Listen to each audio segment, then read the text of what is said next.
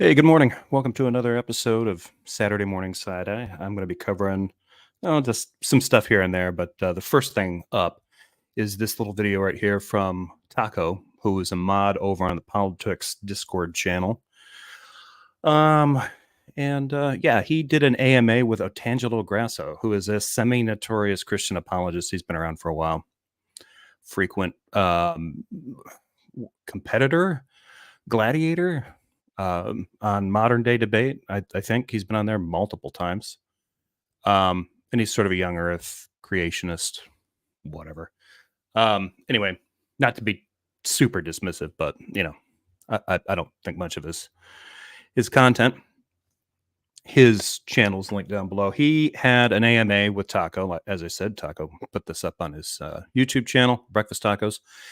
And the interview portion of it goes for a little while, and then he jumps into kind of like taking questions from the audience. And J.L. Warren from Bridge the Divide and Week in Horror, he jumps in there, and they had this little bit. And Taco was nice enough to cut the snippet out. It's about 34 minutes long. I don't know if we're going to get through the whole thing, but it's interesting to kind of break down some of where, because I think J.L. Warren did a great job in this discussion. Sticking to the main points, his main issues, his kind of central criticisms of what Otangelo was trying to put out. And it gets more and more clear that Otangelo starts to get into some dodge tactics that are reminiscent of, social media Sith Lord Darth Dawkins himself. So, with that in mind, that's sort of the setup for it. So, I'm just going to say good morning to everybody here. John Fabiano, he's first and tired. John, it's way too early for you. Just go back to sleep. This isn't going to be interesting. Protozoans. Yeah. It says he says that a little bit in here. Good Saturday to you, Scott Duke. Good to see you. Morning. Good to see you, Bridge the Divine. That is J.L. Warren, folks. The one and only. He is here to probably pat himself on the back like the non-humble piece of never mind. JL does a great job in this, and he's usually really it's funny too, not to give too many spoilers, but he's very patient in this. In fact, compared to me, he's got the patience of Job. I have not done well talking with Otangelo. I usually lose it by the time he gets into his third repeated rant. To JL's credit, I think JL makes it to the sixth repeat of a rant before he starts sounding a little weary. Yeah, and he doesn't even really bite his head off. It's great. Scott Duke Otangelo is another with a following. Yep, he and S.J. Thomas S.J. Thomas are kind of buds, and she's covered his stuff and his writings because he is, as he puts it, a renowned author. His own description of himself, like that's one of those things that you need someone else to say about you. You shouldn't be saying that about yourself. The monk is here. Good morning. God equals the square root of -1. Good morning. JC Knott is here. Jadis Tucker is here. Scott Duke. JL is a good communicator. He is. Very. Is it just me, or is that a cock on your head? It is a rooster. Yes. But that word is next to that rooster. Yeah. I'm a dork. Thank you for that reminder, Michael Deaton. Michael Dean, oh God, not Otangelo, no. Yeah, but I think this is illustrative. It goes along with the themes of some of the stuff I talk about on the channel, so it'll get there. Spooky is here.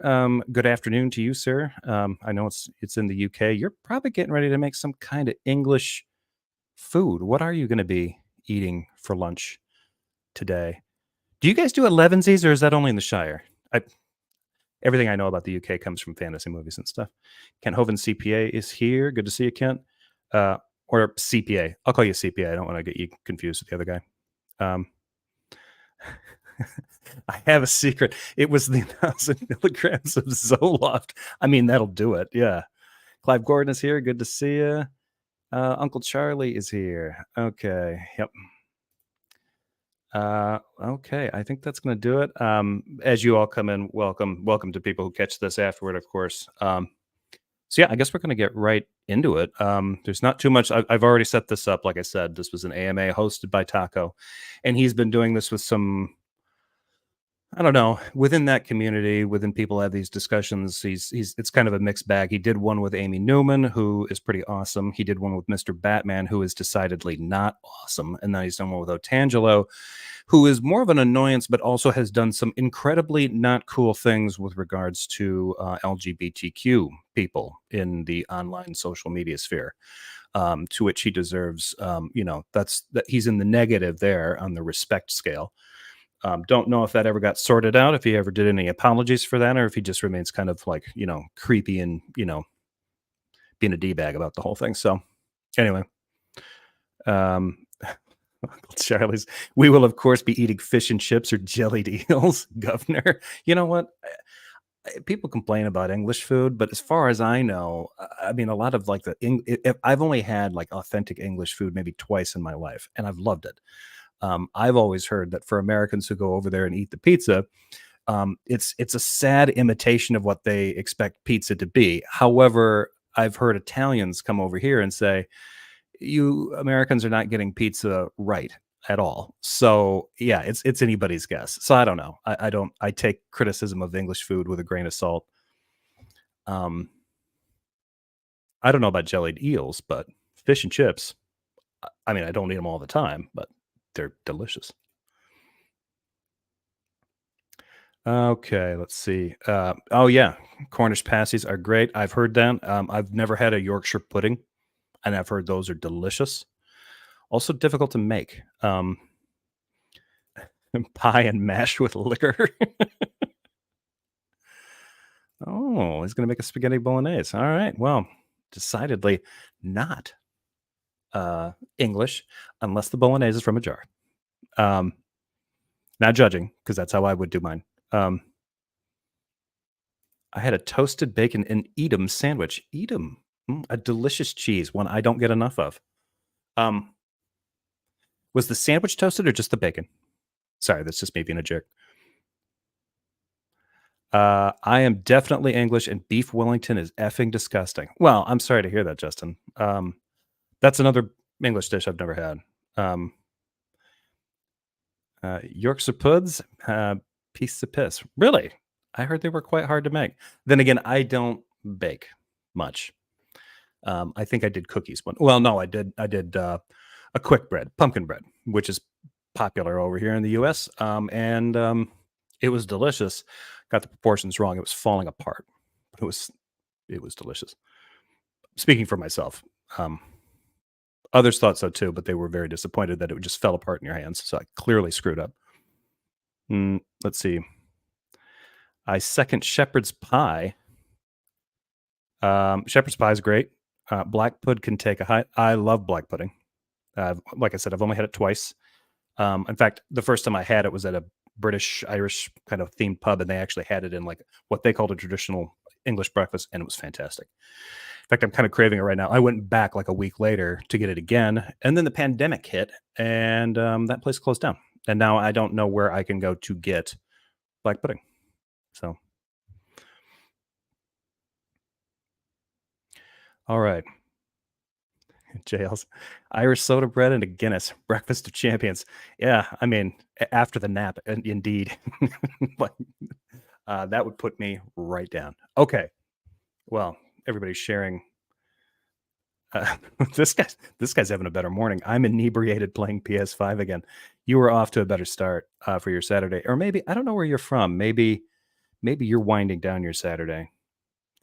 Um, Let's see here. Okay, so I think the sound on this, yell at me if the sound is weird. I have been trying to play around with settings for uh, editing the sound for shared video. StreamYard doesn't really seem to offer any. I don't know how I'm sounding this morning. I've been rambling quite a bit. Okay, I think it sounds better than it did the last time my first run with it, with this mic. Um, let's see. That reminds me, time for afternoon drinks, chin chin. Do you guys? I mean, I've heard that's a thing in England. Not only afternoon drinks, but like for hunting, it's normal if you actually go for a hunt to do like a little snifter of whiskey or something like that before you go out to hunt foxes or urukai or whatever it is you guys do over there? I don't again, everything about England gets mixed up with Sherlock Holmes, Harry Potter, and Lord of the Rings. Let's see. Okay, I think sounds good. Yell at me if it's not. I'm going to shrink myself down here. Well, you know what? Maybe not. I don't know. I'll put myself off to the side. Okay, let's get into this. So this is a snippet. This is the beginning of their conversation. Jail Warren and Otangelo, everybody. Here we go. And they're going to be talking intelligent design, evolution, and abiogenesis. Don't make a drinking game out of when you notice Otangelo not directly address the question Jail Warren asks him. If you do that, I will lose a viewer, and that's very important to me. Don't do that. Also, it's very bad for your health and dangerous to you. But I will lose a viewer. Don't do that, please. It's not safe. Hello, Scott. Good to see you. It's called a bracer. Sure, it is. Yeah, it's called alcoholism, but that's fine. Yeah, it's a great name for it. Okay, here we go. So I kind of wanted to get clarification on this. Otangelo, do you think that that atheism in and of itself is predicated upon the truth of evolution or abiogenesis? No. Okay. Okay, good, awesome. So obviously, even if everything we knew about abiogenesis or evolution was incorrect, it still wouldn't be evidence that a God exists. Correct. Yes. Okay, awesome. Then yeah, I just wanted to get clarification on that. And I guess the second question I had, which is a little bit easier, is like given all of the work that you've purportedly done and all the stuff that you've accumulated, why are you yet to be published and have your work put through peer review? Because I have no scientific degrees. I've never made a university, never finalized. I would think that if you make the question dodging really happens more when they get into the conceptual stuff. So right now you're safe, but even soda, I mean, too much of anything is bad for you, and you might get incredibly gassy. So, and then resent my show for even suggesting something as irresponsible as a drinking game, especially at this hour, which is more reasonable if you're in the UK. I think I've just talked myself into and out of the drinking game, so I don't know what I'm doing. I was actually going to wait till 4, but I need a drink to listen to Otangelo. That's fair, I guess. Yeah. Go to Scotland and hunt the wild haggis. Yeah. One day.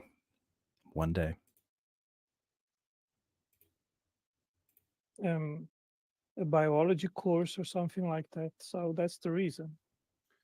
Well, those things, you may not know, but those things just have like having degrees or being like you're working for a university or even being a student there doesn't preclude you from getting your stuff published and submitted to peer reviewed sources. There's sources that do peer review.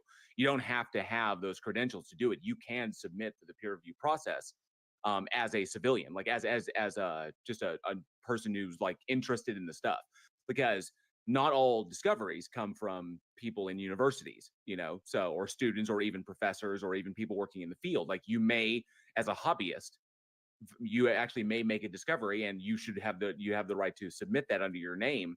So that's what I'm kind of curious. It's kind of like, given the number of years you've put into this, and the books you've written and everything you've claimed, I'm kind of surprised that you haven't submitted anything for for direct publishing, or at least to enter your findings into the peer review process, because anybody can do it. Like I could do it, you could do it, Taco can, all of us can. Is that something you are, I mean, now that you know that, is that something that you're willing to do? Absolutely. Yes. Then I look forward to reading the peer review findings of your work. I think this is watch this. Well, if you give me the ways how I can submit anything I write for others to peer review it, I'd say it is a great way to refine and remove errors of literature work, and I'm very open to it. Yeah, it's But really simple. You just Google any kind of evolutionary biology or origin of life research journal, like official journal, and you can contact them and they'll walk you through the submission process to submit your work to peer review. Well, the thing I'd say is not necessarily that I, for instance, disagree with the scientific results of. I'm going to speed this up a little bit because I forgot how slow Otangelo speaks. I often listen to these sped up. If it gets too fast, because J.L. Warren speaks at a normal clip, maybe faster. If he sounds like he's speaking a little too quickly, let me know and I'll adjust it back to normal. But I'm going to adjust it just a little bit, 1.25, to kind of speed Otangelo up a little bit, because I don't have I've imitated him in the past. I don't have a problem with accents generally, and I don't really have a problem with Otangelo, but the cadence with which he speaks, it puts me to sleep. It's like staring into a lava lamp. Just like start to nod off. So I got to speed it up, otherwise I start to notice my own hyperactive disorder. And I would adjust the volume. Who mentioned that? It was Crow Many Clouds. Their volume could be a little higher. Yeah, I wish StreamYard had better options for this. I still have not found a way to manually or outside of the video increase its volume any more than whatever is provided by the source. I don't know why. I wish they had an audio booster in there. Hopefully that's an update that's coming. Otherwise, I'm going to stop using it and just learn how to use OBS, because I think I can dial that in a little bit better. But I'm hoping I'm not too much louder than the video source. If I am, let me know. I can dial back the volume on my mic. Empirical investigations. I think there is little to argue about what the scientific papers have brought up for all of us. But the dispute is, where does that information or that evidence lead us? And there are basically two competing views. One is that an intelligence was involved in creating the biological world or the physical world, and the other proposition is that intelligence was not necessary. No, those aren't two competing views, and the only two competing views. So that's already a problem. So there either was an intelligence that created the world. The one thing that you're going to notice in here is that he's going to start doing this whole thing where he's talking about the creation of the world, which sounds like the cosmological sense, and then he's talking about the probability of the origins of life. A quick way to really kind of boil one of these guys' noodles is to be like, well, isn't it possible that a god could be so smart as to create the cosmos in such a way that the foundations for life to emerge from prebiotic chemistry are present, therefore making the creation of life an inevitability from the creation of the cosmos? You better believe that if we get a working theory of abiogenesis, that will start to become a talking point amongst Christian apologists, who, the ones that actually are willing to accept where science is going, as opposed to the ones who are using these apologetics to defend not their belief in God, but their belief in either an inerrant idea of the Bible or the previous, sometimes ancient statements of Christian tradition, or whatever, just some kind of theological position that they've committed to. And that is basically a philosophical dispute, not a scientific dispute. And my books, I try to put into my books what the scientific evidence is, quote and list the science papers, and then based on that, I give my interpretation. Otangelo's bird is going off. He's got some kind of, I don't know if it's a cockatoo or not. I've seen it like once before, but it's this big, tropical bird. I think if he did videos of just that bird and put them on TikTok, he'd probably just have tons of views. Cutlery Duck just saved a puppy. That's a good way to start your day. That's more productive, I think, and beneficial to the world and society than what I'm doing right now. And why I think that determined or certain evidence is better explained by an intelligence and agency rather than not. Okay, I understand that. So JL is going to get into his kind of first pushback. This is pretty good. But there seems to be a slight contradiction there, because you mentioned it was a philosophical thing, but if you're talking about things that exist, and if you're talking about like the best possible and most logical explanation for any given phenomena, then that's a science claim.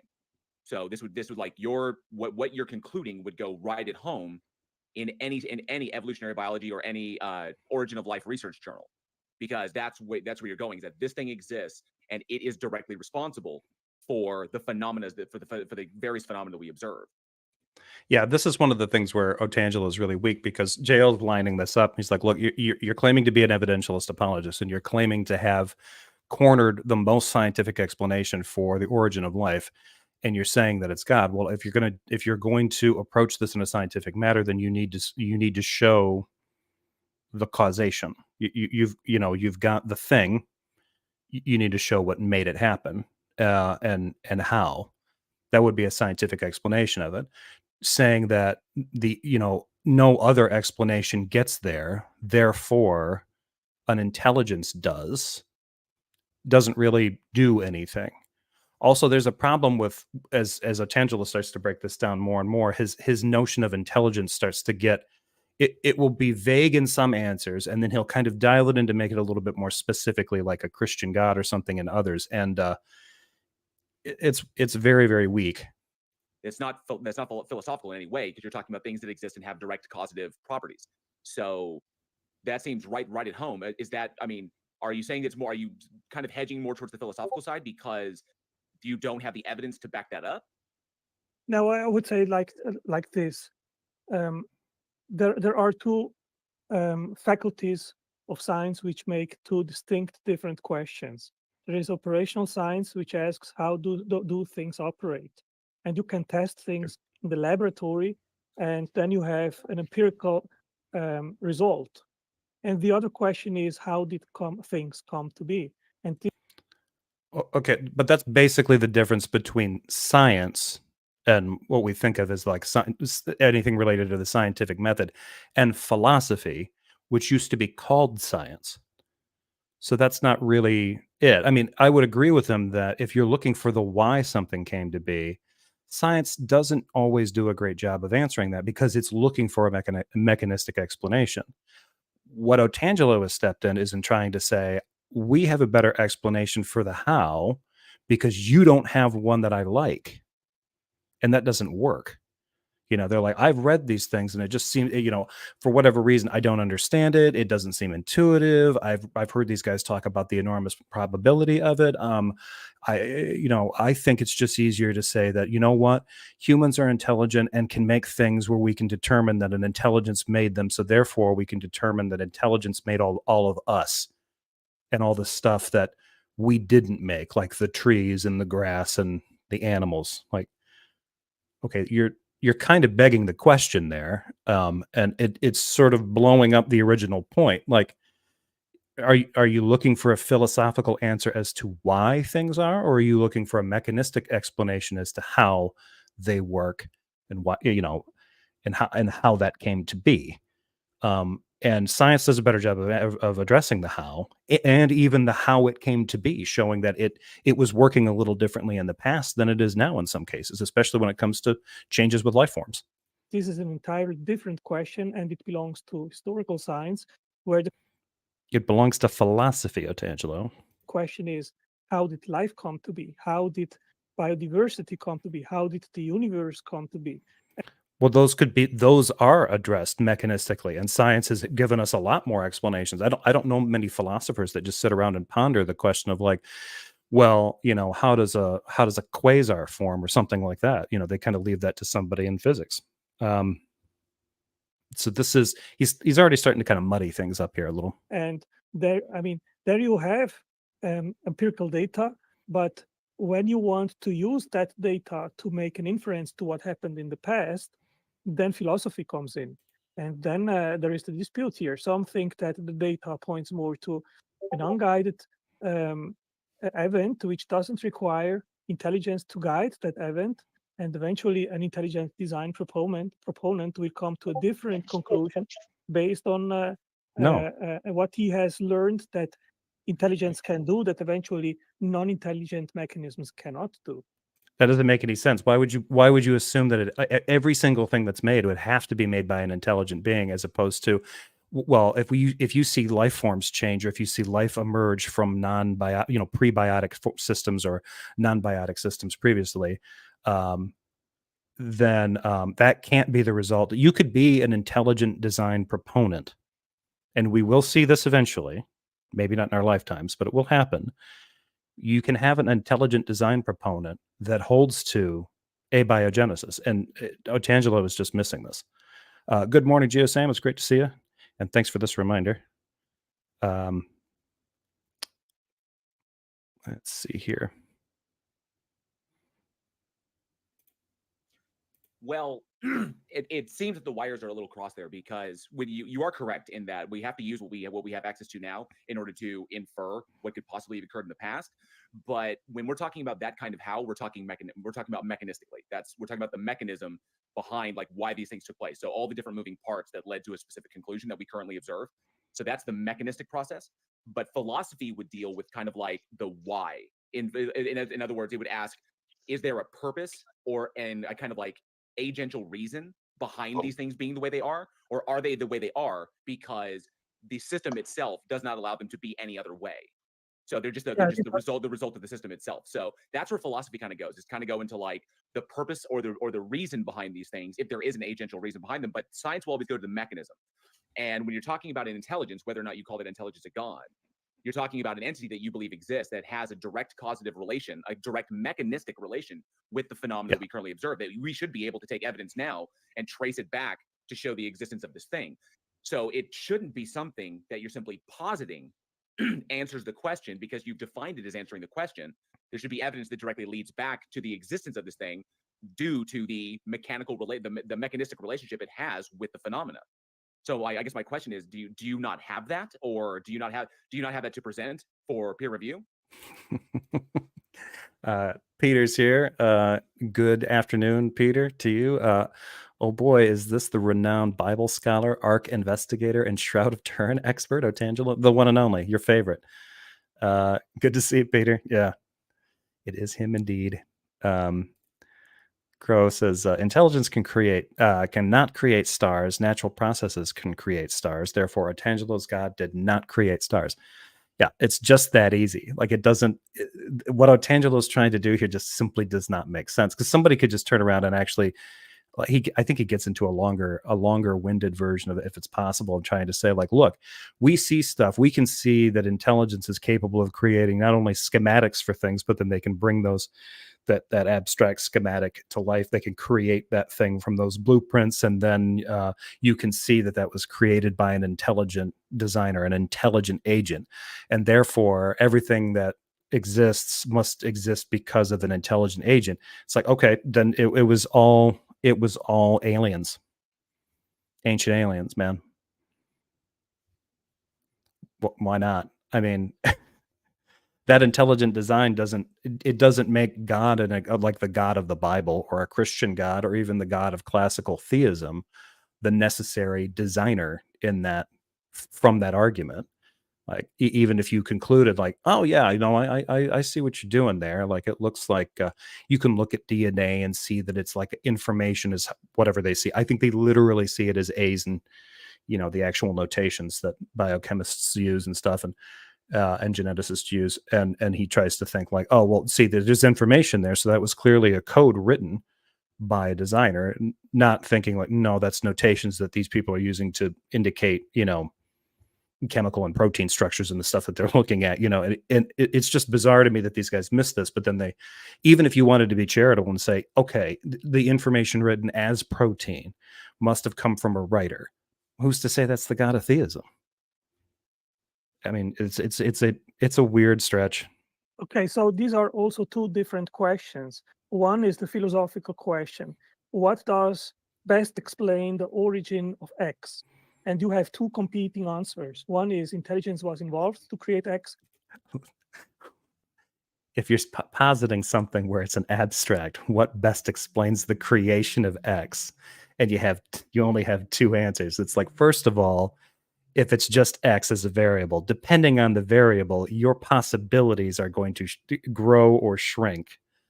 Also, if you're assuming in the jump that X means the creation of life or the origins of the known universe or all of reality, then that's obviously going to change. But you're presupposing that it was created, not origin. So he can't even do this and keep his language neutral. And the other is intelligence was not involved to create X. This is what intelligent design tries to figure out, and also makes hypotheses which actually can be tested. And then, of course, what you just correctly said, there is the other philosophical question. Well, if there was an agent which made the physical universe and life, what was the reason? And this goes into philosophy and also theology. But what I am focused on is the question of I love. He blanks out here. I love the way he says focused. Not. I'm not being snarky. I legitimately love it. Focused. I wish I could do it better. the variegated phenomena that we observe in the natural world. Okay, so on that, given that It's a great point, Justin. Well, it's a code, not a cipher. Most ridiculous theist argument. Yeah, exactly.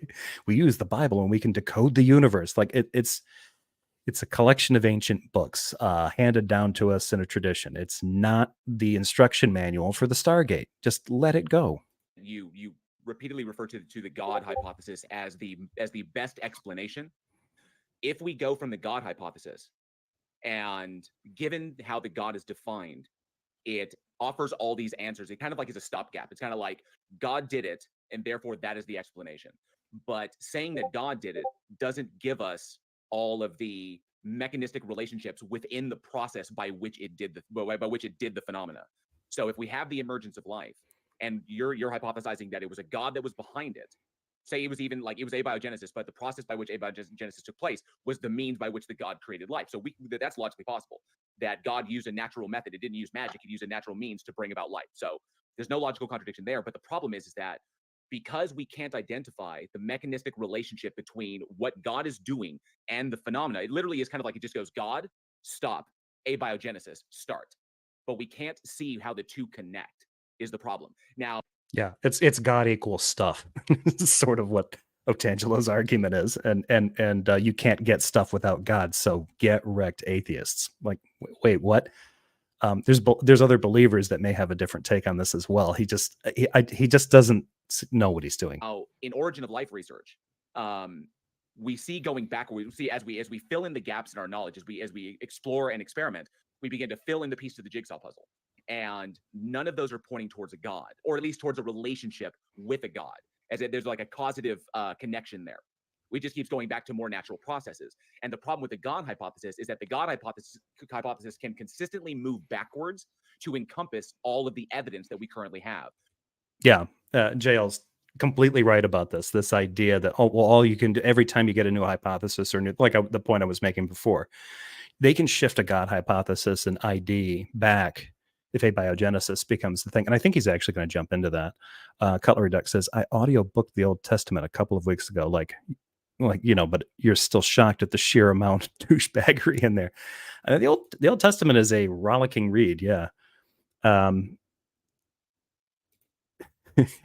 You could play this argument at 1000 speed and you would still get the same amount of stimulation.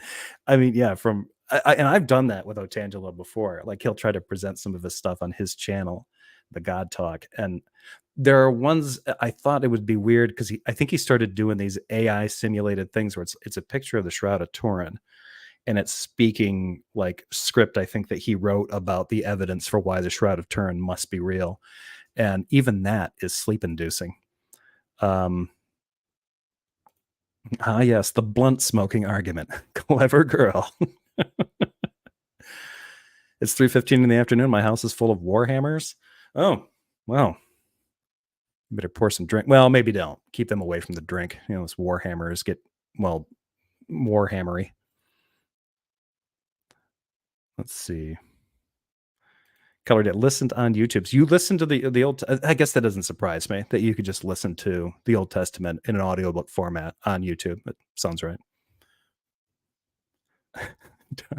Lol, you had me at AI. I mean, I know. Yeah. Let's see here. I am going to step away for a coffee refill, but I'm going to keep playing this. So, but it never gives a connection between the God, like a mechanistic connection between the God and the phenomena. It simply says, the hypothesis is, God did it. So that's the breakpoint, is that as long as we can identify the mechanistic relationships between the moving parts, then you have the makings going towards an actual theory. But if you're just going to say God did it, you don't have that connection between the two, the mechanistic cause. Like what energy did God use? Where did the energy come from? Did God will the energy out of nothingness? It's like, these are important questions if you're going to work from the God hypothesis. So until you can work backwards and derive that connection between the creator, your creator, and the phenomena, then until you have that evidence, then all you're working with is an unfalsifiable hypothesis that can constantly move backwards to encompass all the evidence we get now and all the evidence we're going to get in the future. But it never actually connects the dots. It does. In Genesis 1, it says he speaks and it was so. So I don't know who that was. How do you plan to reconcile that? Is my question. Yeah. First of all, a very basic principle in epistemology is that you don't need an explanation of the explanation. So if I am saying, maybe, but he's offering an explanation for the explanation with his God hypothesis. We can know that this stuff exists because God built it. How do you know that? Well, I don't have to explain that. It just makes sense if you think about it. Like, God is the superior, or an intelligent designer is a superior explanation to explain the origin of life rather than unguided natural stochastic events, then this is based on what we see in that is required. Now, I don't need to have an explanation of how God did it, what he used to do it, how the process operated. It is not necessary that I give answers to these questions because but you're offering a hypothesis that should lead to, he's not picking up what JL's putting down. It should lead to a mechanistic explanation if you're appealing to like some kind of scientific connection there. If you're just trying to say, no, I'm just saying it's the better explanation for explaining the origin of it. I mean, the only question that Otangelo is going for is, why is there something rather than nothing? A smarty pants must have made all this stuff.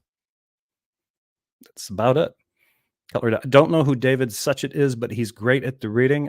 David Suchet is an English actor, and he played Hercule Poirot in a BBC series. For those of you who were kids in the 80s, he was also the big game hunter that was going after the Sasquatch, Harry, in the family film Harry and the Hendersons, and he's good in that too. Don't ask me why I remember these things. Because then you can still go further back and question, well, but how did this happen? And then you have... Oh, there was a David Suchet who used to be a UK newsreader. Oh, I wasn't aware that there were two of them. If that's the case, yeah, you may have one or the other, unless it's the same guy. That would be awesome if it was. I don't know if that newsreader was also an actor. Was he kind of a... He was the... David Suchet, also the actor, played one of the terrorist leader in the movie Executive Decision with John Leguizamo and Kurt Russell, the kind of infamous action movie where Steven Seagal's in it as well, but dies like within 30 minutes of the film. Best Steven Seagal role ever.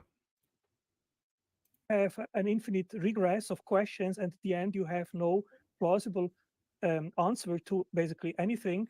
And I think that's not how things work. And in regards of, well, there is no connection. Okay, I know.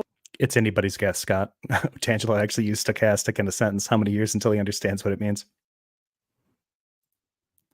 Like I said, Suchet equals Suchet. Is it pronounced Suchet? I didn't want to jump to conclusions. I'm not sure how it's pronounced. I mean, I have seen French names, and it does seem to be a French name to me. But for the actor, I always wondered, even as a kid, which way it was supposed to go. And I thought I had heard somebody, or even him, say his name was that. So maybe that's what they do. Suchet. Suchet. It's sachet. Let's just give him that. Jail. I loved him as Pro. Yeah, he's slightly sinister. Made a great. He gave Poirot a great edge. So that I can use my mind to conceptualize a blueprint to make a machine. I can then transform that blueprint in my mind into the physical object. I take a piece of paper, take my arm, take a pencil, and write down that blueprint. Here it And is. then that transmission occurred. And I don't know how that interface mind physics operates, but I know it works. And the Yeah, same yeah. principle, no, let me finish, please. Oh, So the same principle I apply in regards of the origin of life. And I love the topic of the origin of life because you cannot invoke natural selection, because natural selection begins when life starts. So you have much more clear picture because you have on the one side an intelligent agent, and on the other side you have no intelligence involved. And we know that intelligence makes blueprints, intelligence makes complex machines, intelligence makes production lines. So therefore, assume everything in existence in the natural world was created, and then a creator is just inevitable. Because we've intuited that, we have intelligence and we can make stuff. Hell, even a beaver can build a dam, am I right? Therefore, trees were built by a god. Rock solid stuff. John, I'm not going to pronounce your name because it's Sir David Suchet, Philistines. Oh God, I apologize, David. I think David. I think he's no longer with us either. Anyway, but I'm not going to try to pronounce. Is it Abbott? Abate? Japanese. Learning Japanese has destroyed my ability to pronounce most last names. Intelligence makes turbines. Intelligence makes chemical factories because we do all these things routinely, and we know that intelligence is capable of instantiating these things. Now I can make a Okay, so he can demonstrate that he doesn't understand how he's capable of conjuring up an idea and then using his arm to write down that thing on a piece of paper and then having the intelligence to take what he's designed and put it into practice and then make it a reality in the world outside of him. But he knows that it happens. He can demonstrate that action and put it out there. Like, okay, that's fine. Therefore, like, this is just anthropomorphizing the world around you. I can build a house that I live in, but I live in the world around me. And it's almost like someone built the world around me for me. So there must be a big builder. And the same way that I built a roof and walls, there is a builder who built the ground, the sky, and the horizon. I mean, this is just anthropomorphizing reality or the origins of that reality. hypothesis which can be scientifically tested. I can say information, instructional complex specified information comes only from a mind. And this is a hypothesis that can be tested and that it can be falsified. And that's precisely the answer which I gave yesterday to T. Jump. And he said, oh no, we have thousands of science papers. We have already demonstrated that this is possible. But that is simply not true because we know the statistics. And I have investigated what the smallest genome would have to be to have a minimal life. And it is 2.6 million bits. It's 1. He's investigated it. This means he's done a lot of reading from young Earth creationists and ID apologists who keep basically using these appeals to improbability and all this kind of stuff, usually incorrectly. And these guys think that, you know what, if I memorize what these numbers are, and I think they easily can because it appeals to them. And just think about the magnitude of that number. It's like, okay, so what I'm hearing is that the odds of life emerging out of a prebiotic state are very, very slim. However, what we have is we have that. So it doesn't really matter talking about the odds of it happening, because the odds are super slim that it happened, but either it did happen or some kind of intelligence made it.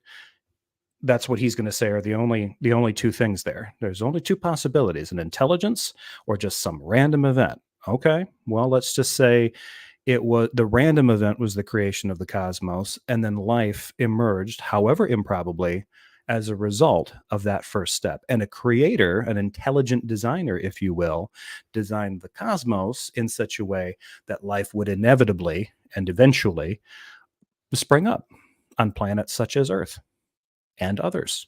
So that kind of blows that up. And also, if he just focuses on life, the origins of life on the planet, that is really easy. You just say, well, I don't know about the probability of the cosmos emerging from nothing, but the probability of biotic, some kind of abiogenesis occurring on a planet in this thing happened. You could just say ancient aliens did it. You could have intelligent design and no God. You just need a sufficient intelligence that was godlike compared to us. So he's really opening himself up to a lot of. I mean, this thing has like it's like screen doors, all around the submarine at this point. It's really weird. John Abarte. I will do my best not to forget that, John. And if I do, you can yell at me.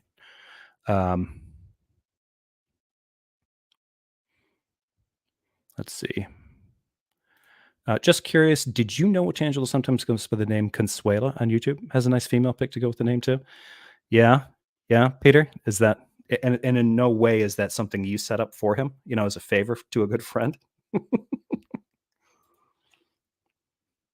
3 million nucleotides. It's gigantic, and you can calculate the odds to have a sequence with this size, and it's 1 to 10 to the 720. Right, but so despite the odds, an intelligence did that. Okay, so now instead of talking about the improbability of something randomly occurring, the fact that what is the probability that there's an intelligence that exists that could make that happen in the cosmos we observe? Just turn it back around on them. And what I'm saying is the intelligence has to be there. Like, if the numbers are the numbers and the probability is super duper high that this could randomly occur, to what degree do those chances improve if you insert a designer, an intelligence, into it? You'd have to define what the designer is, what intelligence it is, how it's operating, and in what way is it having an effect on that. And are we just talking about intelligence causing life to emerge on planet Earth or maybe other planets in the cosmos? Are we talking about an intelligence that kickstarted reality as we know it? Is that intelligence one and the same? Is it possible that an intelligence kicked off the existence of reality as we know it, but another super intelligence came in and kickstarted life on planet Earth? No answers from Otangelo here, I think. 2000, which is completely outside of whatever would be statistically possible by unguided random means. Versus what? The imposition of an intelligent agent? To what degree does that improve the numbers? I don't know that would. I mean, to me, this is an appeal to magic. Well, it's just too. I mean, the numbers are too high. I've run out of fingers and toes. Therefore, magic. This is bizarre. QC says, isn't his argument that because he doesn't comprehend the details of scientific explanations, that we don't need to know the details about God? Possibly, yeah. I mean, somebody could derive that, in which case this is actually a much more irresponsible position for him to take, because I think somebody could. I don't think he's intending to do that, but I can see where that connection could be made, and somebody could be going like, you know what, we'll never understand this scientifically, and we'll never. I mean, he is kind of making that point with the numbers. We'll never overcome the just massive improbability of these numbers unless we insert, like, Space Gandalf poofed us into existence. Like, okay, I don't understand, and I'm not trying to be dismissive, because the Space Gandalf thing, it's just any placeholder that you want. And it doesn't have to be the God of the Bible, like I've mentioned many times. It doesn't have to be even the God of classical theism. It could just be Stargate aliens, or, an ancient race of humans that predated us, and their consciousness expanded until they became beings of pure energy, or AIs or something that roamed the galaxy, and they potted us and were immediately disappointed and took off. Left us to fend for ourselves. Rodin 82 watching, only 24 likes. Shame on you. It's fine. I mean, I get more hate views than anything. Maybe. I don't know. Scott Duke says, we can infer human intelligence from artifacts of human activity, but how about artifacts of non-human intelligent sources? Not so much. Yeah, exactly. And the idea of just sort of like saying, like, well, in the same way, if I discovered a watch on the beach kind of thing and infer design, I can kind of do the same thing if I look at a tree. It's like, all right. And in a weird way, genetics, the progress that we've made with genetics and stuff, I think it's kind of emboldened ID people to do this, because I think that's a popular kind of canard, is to come up with the idea like, well, now we see the blueprint, we see the programming, as these guys will say, the code. So there must be a coder. And, if you're really into computer science, and, every problem in reality starts to look like just, a question of better coding, that might start getting appealing to you. Even a string of 100 amino acids, 200 bits, or 100 nucleotides, 200 bits, that would be already outside of what is plausible. So just more probability. If you watch Dr. Dave, the chemistry shows that organic compounds is nearly inevitable. Yeah, I think I've watched that one. I mean, he's made that point multiple times. But yeah, and I think that's actually the most interesting thing about it, is that those organic, the formation of organic compounds like simple proteins and things like that, those are inevitable in certain prebiotic mixes under certain circumstances. They just don't have the mix right. I mean, and if they did, think about it, if they do get the mix right, we will find a way to kickstart life. And that's chilling. Spooky, I appreciate this. I hit the like button despite the content. I thank you for your continuing support.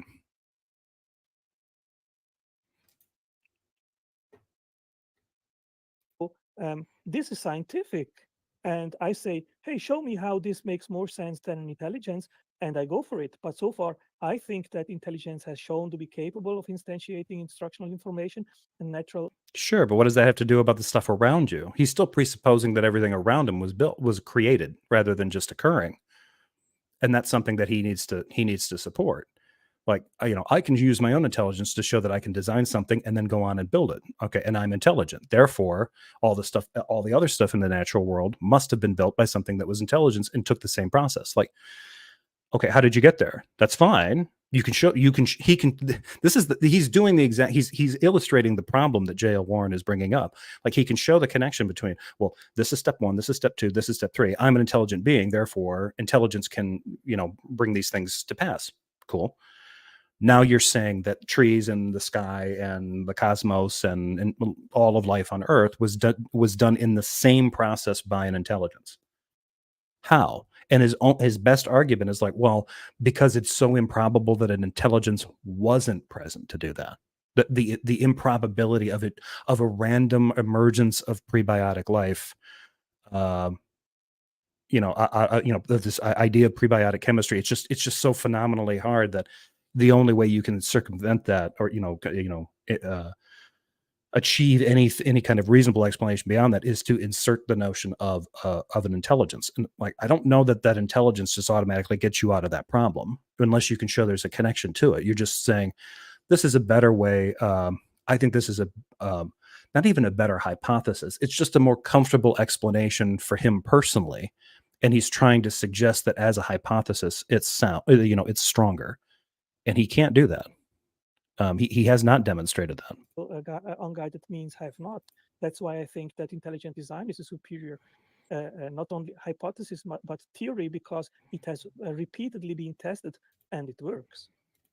No, it hasn't. The idea that this stuff was made by something has not been repeatedly tested, because that's usually not something that you would test for. I mean, I'm probably not getting this right, but it's not now he's going even further. Well, it's a better theory because it just holds up to repeated testing. If by repeated testing he means, well, every time I invoke that an intelligent agent, it makes more sense than random chance or happenstance or chaos or whatever, however else he refers to the emergence of life or the emergence of reality or the cosmos or whatever. Usually omitting the idea that it could be inevitable. Once he gets to that point, just, well, this one's better. So like, okay, with every insistence, that's you testing the theory. That's not a test of a theory. That's just you insisting multiple times it must be the case, because you're incredulous about the one possibility that you've allowed. He's only allowed one. Just can't be the case, because the numbers are the odds are vanishingly small.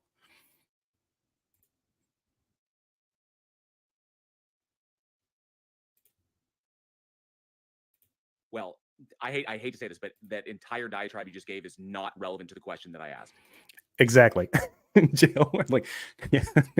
Cool story, bro. You want to address my question now? Darth has been quiet lately. Did Burger King catch him using their Wi-Fi? Maybe he got pulled over by the New Jersey State Police for being online while driving, because it seemed like that was a thing he was trying to do.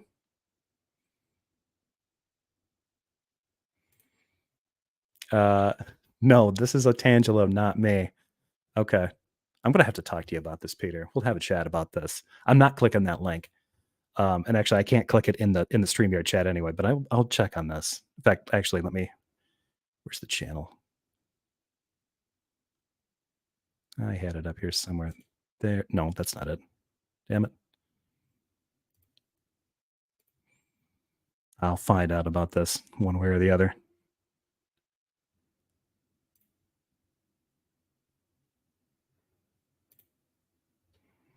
Let's see. All right.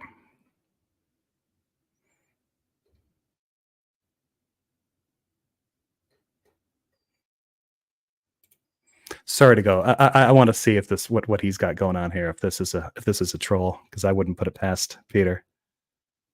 If it is a troll, I want to see how good it is, or how bad.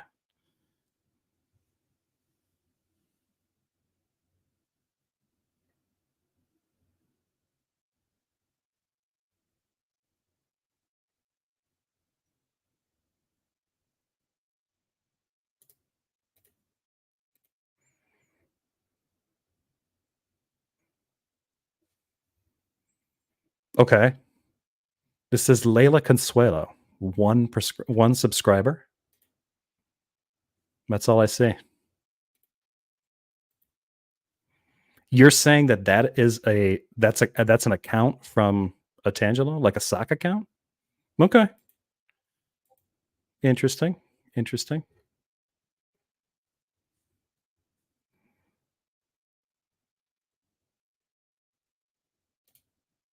Okay, let's keep going here. Because what I asked specifically was, if we can identify the mechanistic relationship between causes that result in the phenomena that we currently observe, and what you're hypothesizing, and you said it yourself, that you don't need to explain the details of the relationship between this hypothesized creator and the phenomena. That's incorrect, because that's not scientific. So that's the biggest issue there, is like the whole purpose of we ask these questions and we get deeper and deeper and deeper into them. So we can continue to ask until there are no more questions to ask.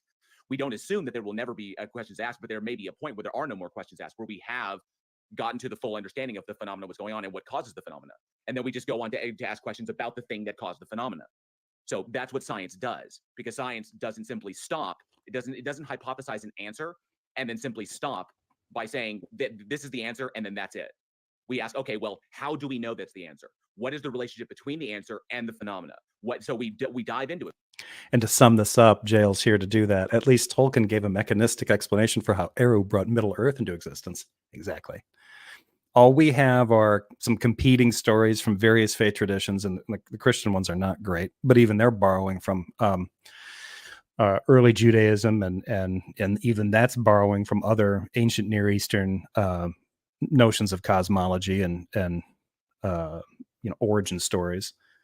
But those must be true.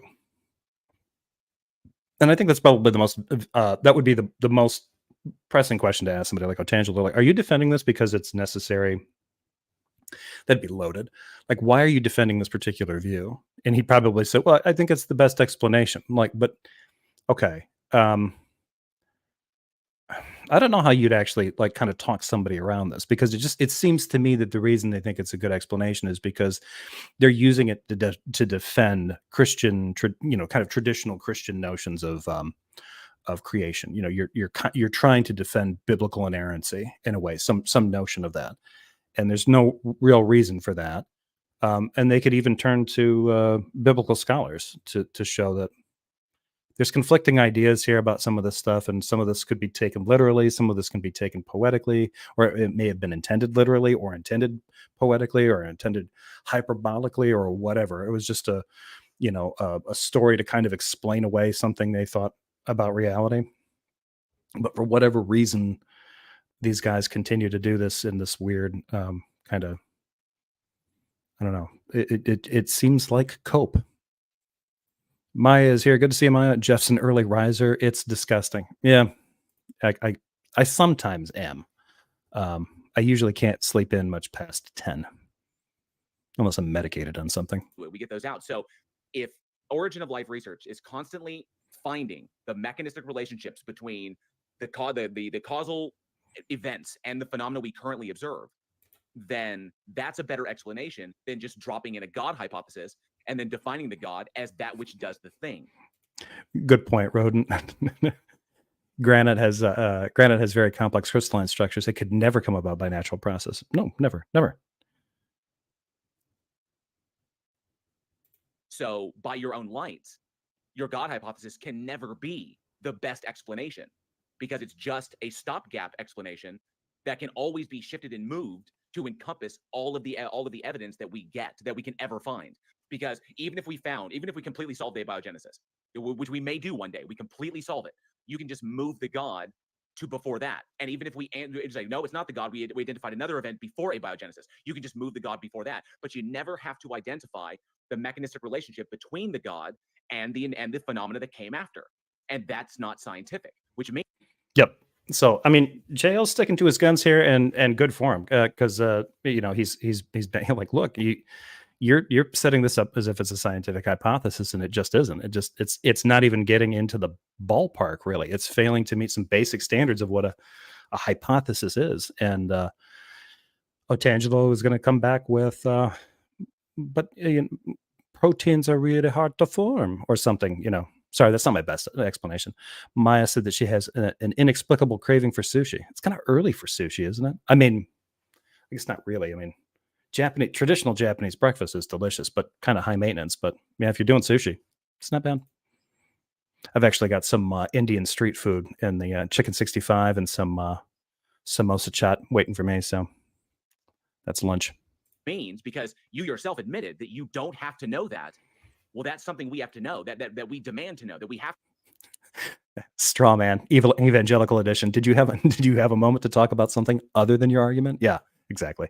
And that actually is a new emoticon for JL on his channel. In order to posit that your hypothesis is connected to the initial phenomena. Because if you can't do that, then why would it's not scientific? That's the heart of the issue.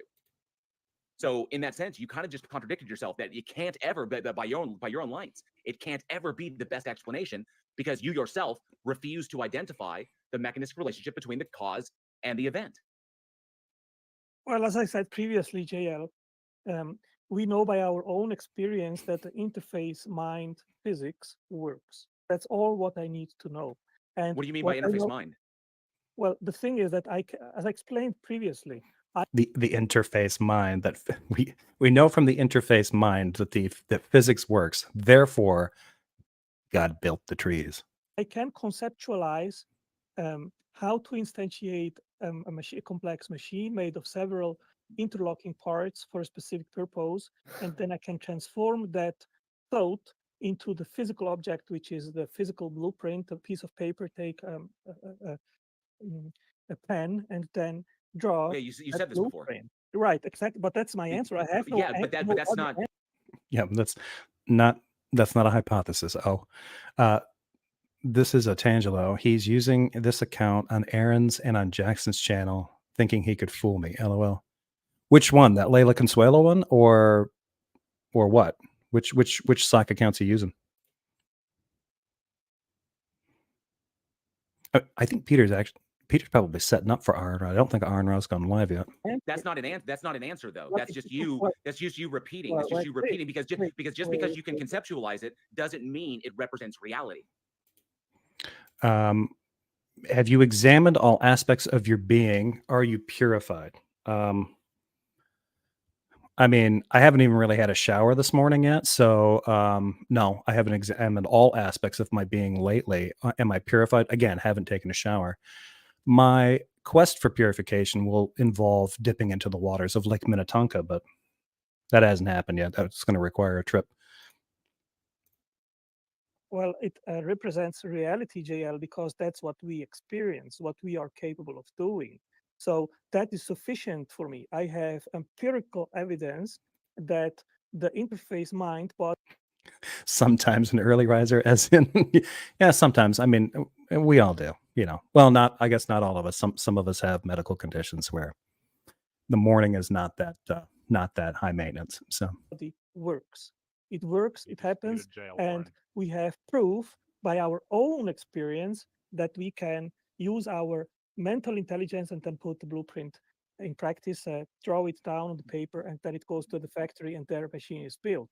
On the other side, we have unguided random events which supposedly occurred on the prebiotic earth, which then supposedly should have given rise to the interface software and hardware, to the DNA molecule, and then the right interlinking and sequence, which would become instructional information. as long as it's instructional information and not just something you're assuming is instructional because you can see a pattern in it, because it did form from just, you know, kind of sufficient chemical components under conditions that would allow them to do that. But snowflakes are asymmetrical, can be described by mathematics, therefore God. Yeah, that's what I'm picking up from this. So why do atheists dismiss the supernatural possibility of being? Not all atheists dismiss the supernatural. That's a common problem. There are atheists who do not believe in gods, but still believe in supernatural occurrences. Or they believe in a life after death. They believe in ghosts. They may believe in spirits. They may believe in animism. They may believe in all sorts of various things. So that's just a non-starter. So don't do that. Don't if you're having conversations with non-believers, don't assume that they have a bias against the supernatural, because not all of them will. If you want an example of this, find an atheist who really digs astrology or tarot. They're not hard to find. Some of them may just be entertained by it, but there you can find people who just don't believe in deities, but do believe in supernatural connections, the universe, a cosmic consciousness, something like that. So, and I think they would still be kind of categorized as atheists by believers, especially Christian believers, but they're definitely not people who have a problem accepting supernatural claims. Make a machine, and which are proteins, and this is something which is a complete failure, and what you have claimed is simply not true. I've gone through the scientific papers. I've written 2 books on the origin of life, of how science tries to explain these phenomena, how the basic building blocks of life could have emerged prebiotically, and the problems, they are immense.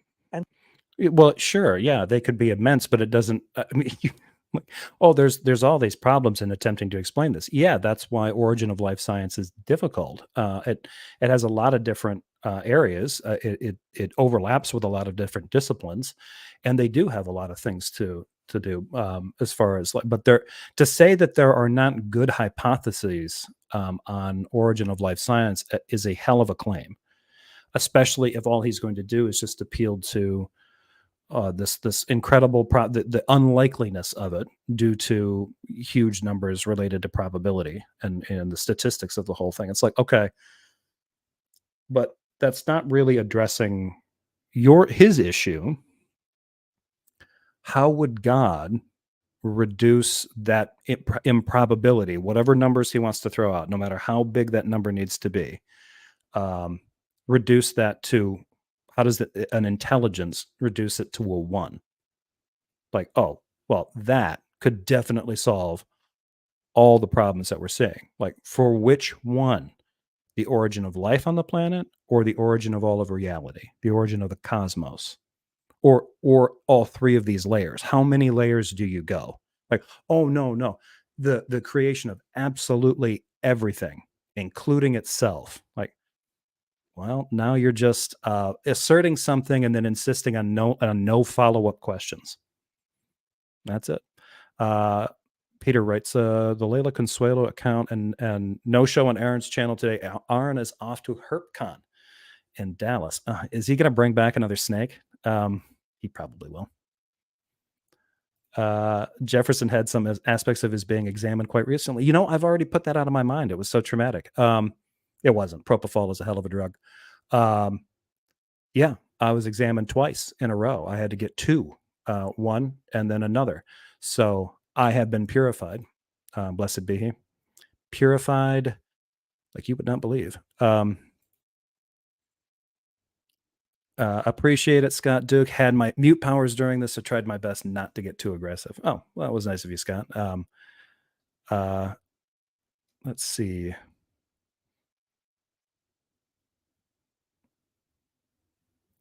And one of the immense problems is that when we are talking about the basic building blocks, we are speaking about 4 complex macromolecules: RNA, DNA, phospholipids, amino acids, and carbohydrates.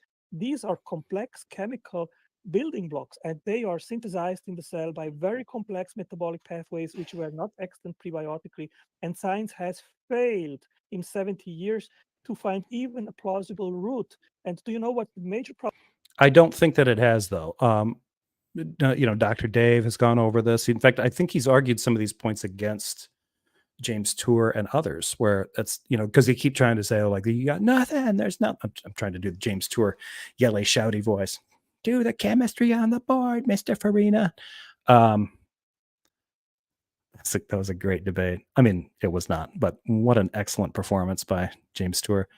But yeah, I don't believe this from Otangelo at all, because I don't trust the sources that he tries to dig into.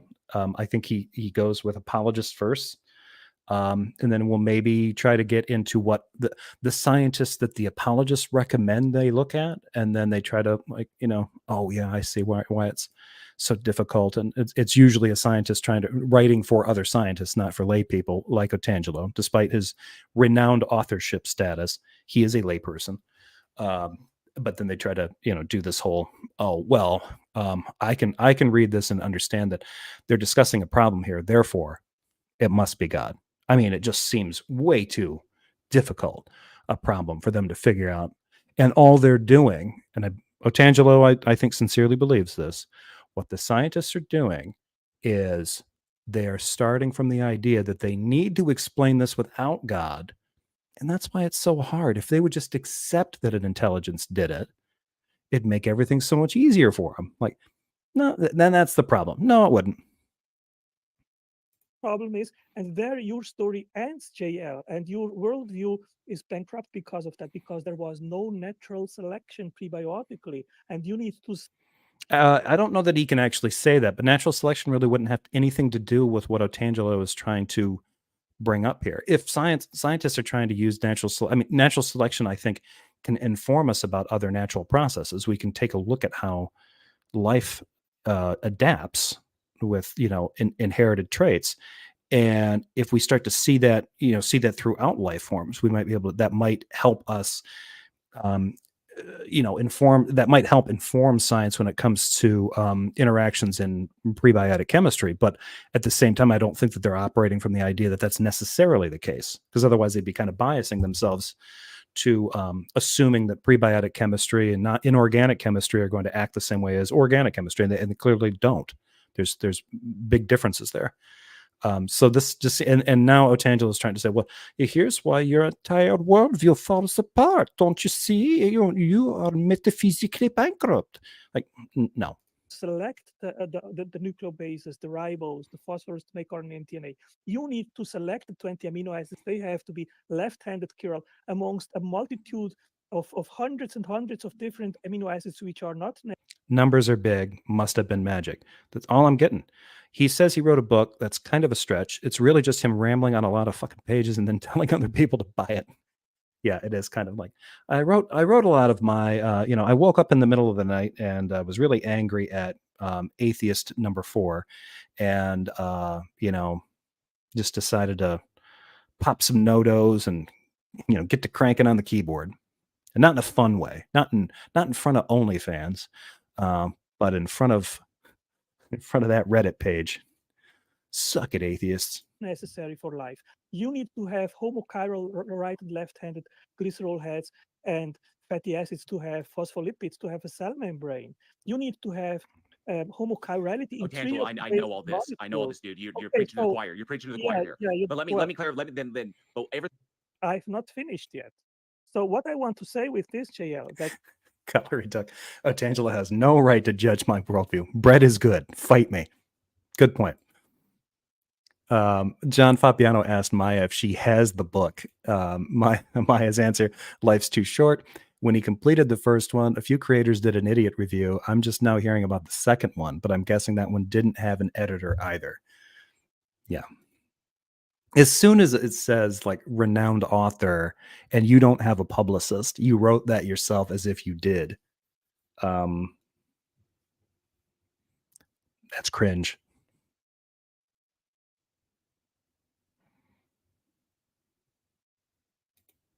your claim that naturalistic explanations are superior to intelligent design.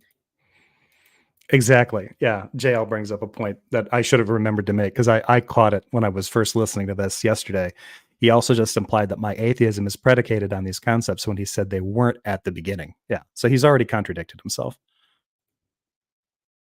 Is just simply a pipe dream. And you are trying to just keep alive a zombie worldview, which is bankrupt. And you are doing.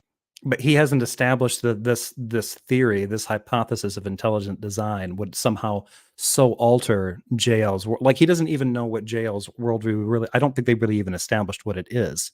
This would be like, okay, well, what I've heard from you is you're asking me questions challenging my hypothesis on ID. Then you must not like the idea of an intelligence doing this. Now he knows JL Warren's positions on this kind of thing, but this isn't a charitable way to deal with this, even in an AMA. If you're going to assume that, don't assume that because the audience might not know, and maybe bring that up. But it would be irrelevant even to the question that he was being asked. If Otangelo could track this, he would know this, especially when, as JL mentioned, do you think any of this stuff is necessary? Have any connection at all to this? And now clearly he feels that it does. So he either didn't understand the question, doesn't understand the entailments, or maybe he was being a little dishonest about that. Was that a German accent? I don't know. I started to get into whatever his Swiss Italian accent by Brazil is, and it didn't happen. Scott Duke, if a chemical configuration lingers longer in a prebiotic context than some other processes, then yes, there is natural selection. OG is full of S. Full of shit. Uh-oh. I'm being paged again. How do you know that you are only material? I never said I was. How do you explain the abstract and qualia? Well, that's a big topic that we're not going to get in here. By the way, your mods are super sensitive to people asking questions in your chat. Okay. Well, they might be. But maybe quit asking. What kind of questions are you asking that you think are being super sensitive about? But yeah, no, don't assume that I'm a materialist. I'm a little bit indecisive about that. And how would I explain the abstract and qualia? Probably from a materialist position. Bread is good. Fight me. Thank you, Cutlery Duck. Going to use that. Doing this for years. I know you for a long time. The majority of atheists do that, and they don't do it based on reason. They do it based on their personal preference. But the reason and logic. Okay, so there you have a big problem, right? He's now saying that the scientists are doing that. They're basically presupposing it can't be God, and therefore doing everything that they can to work up a hypothesis that excludes him. That's a hell of a claim. So he would need to substantiate that, because if somebody turned around and said, well, the only reason that these ideas are trying to work on this stuff is because they're insisting that there's a God and they're working from that, which is actually been verified multiple times. You dig in deep enough, you ask enough questions, and they'll be like, it has to be this, and I'm working from that because I presuppose the existence of the Christian God. Nana. Like, I'm not, they won't back off that. And it's like, okay, that's not a great position to do science from. And then if you say like, well, I'm not going to do start from some neutral position, because that's secular nonsense, and you're just giving in to Satan. And then you have all the answers that you need. Now he's just starting to sound like a fundy Baptist. Is on our side. It's not on your side. Angelo, point of moderation. Let's try to cut down on the atheophobia a little bit. I'm sorry to Taco, let's try to cut down on the atheophobia. Yeah, I'd really appreciate it if you didn't speak to my mental states, given that you do not have special access to them. But once again, You've already demonstrated, you've already expressed by your own lights that your method, that your hypothesis is completely unscientific. That's the point. You sit there, you call it the best possible explanation, and it's not. King James, hello, good to see you. Did Otangelo ever say whether or not he will put his book up for peer review? After J.L. Warren explained that he doesn't have to have credentials, that he could do that as a layperson, then Otangelo asked, how do I do that? And J.L. said, oh, you contact various groups, organizations, foundations, or whatever that publish journals. You contact the journal and submit what you've written to them, and their experts will look over it and then let you know what they think. Yeah. So, okay, but I want 0.5% of profit. Too high. It's too high. Sorry. Because the things that you've identified, basically the gaps that currently exist in abiogenesis. Abiogenesis is a hypothesis. It's not a theory yet. So yes, I readily acknowledge that there are gaps in the abiogenesis explanation. Also, my atheism is not predicated upon the truth or falsity of abiogenesis, nor is it predicated upon the demonstrated truth of evolution. It's neither one, because I understood these things before I ever deconverted and became an atheist. So, not to mention, by your own light, you've also admitted that it is logically possible for a God to exist in abiogenesis and evolution to be completely true, because those could be the means by which it both created life and diversified life. There's no logical contradiction there. So the problem is that you consistently assert that your hypothesis is the best possible explanation, but it fails to address the mechanistic relationship between the cause and the event. That's the problem. It's not scientific. So you can't sit there and claim that it is scientific and therefore is the best possible explanation when it doesn't even address how the God did it. It simply states that God did it, and that's the end of inquiry. Or that an intelligent and yeah, I think at this point, it's worse than that, because he's saying, well, it must be an intelligence. Like, the easiest way to really just throw a wrench into this entire thing, like, okay, well, if all you're talking about is a sufficient intelligence for the origin of life, you could just say some sufficiently intelligent alien race did it, and then you've got an explanation for that, but you haven't excluded, we're not talking about some kind of metaphysical foundation of all of reality kind of thing. And then you'd probably raise an objection to that. Like, why? It ticks off all the boxes in terms of origin of life. If you wanted to say, no, what about the origin of all of the cosmos? Well, you couldn't it be that there's an intelligence sufficient to create the cosmos in such a way that another intelligence created life, and they're two separate types of intelligences, or that one agent created the cosmos in such a way that abiogenesis is responsible for the inevitable emergence of life as it is. I guess that's a no-go. And then, well, what about the creation of all of reality, including the creation of these super intelligences? How do you get to that? Like, you can just keep kicking this back. And he's not doing that. He's just trying to say, hey, I can demonstrate that I can intelligently design something and then take that design and make it reality. Cool. Why does it make it necessary for the existence of everything around you, reality around you, to also involve an agent engaging in that exact process? How are you going to get there? And his only defense is like, well, if it's not that, if it just happened, it's too hard. Somehow. Scott says, OG has a feverishly delusional view of the scientific process. Remember, there are many Christians who also accept evolutionary theory. Yeah, they do. And there are many Christians and other believers of other faith traditions that will accept a theory of abiogenesis when and if it occurs. If they find out that abiogenesis isn't capable, they can't find it, and they just keep looking for how it could occur, then you just have to tack a question mark on that thing and move on.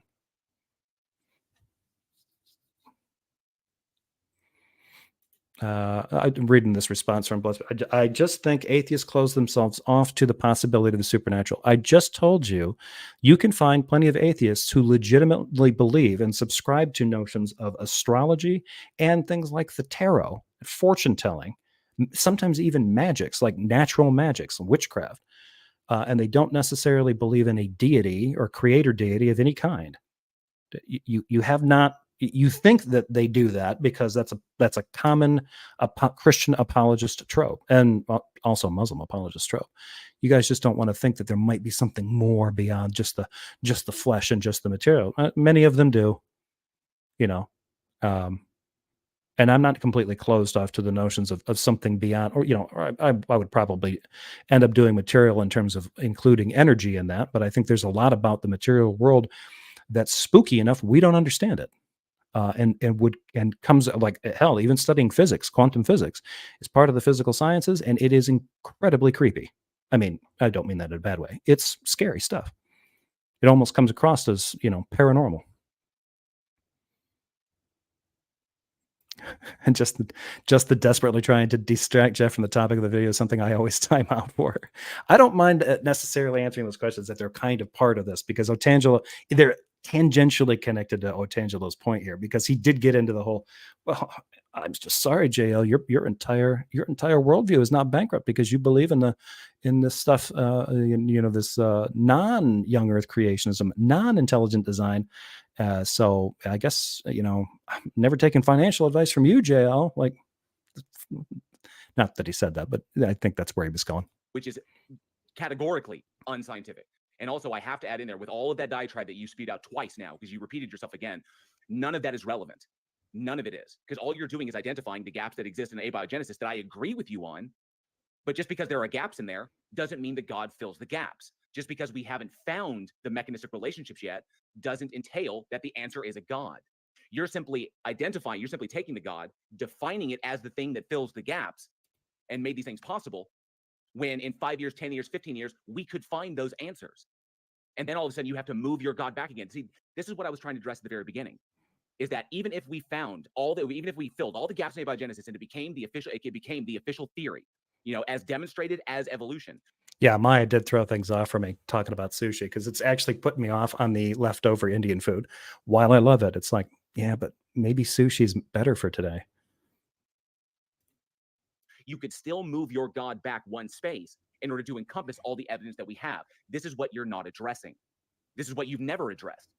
It's because you can't bridge the gap. You can't bridge the gap between the creator, your proposed creator, and the phenomena. And until you can do that, it's not scientific.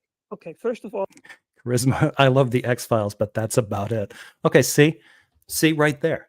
That is, I mean, I don't know if you're a non-believer, maybe you're a deist, but that's the limit to, like, your I'm not closed off to the supernatural. I loved the X-Files.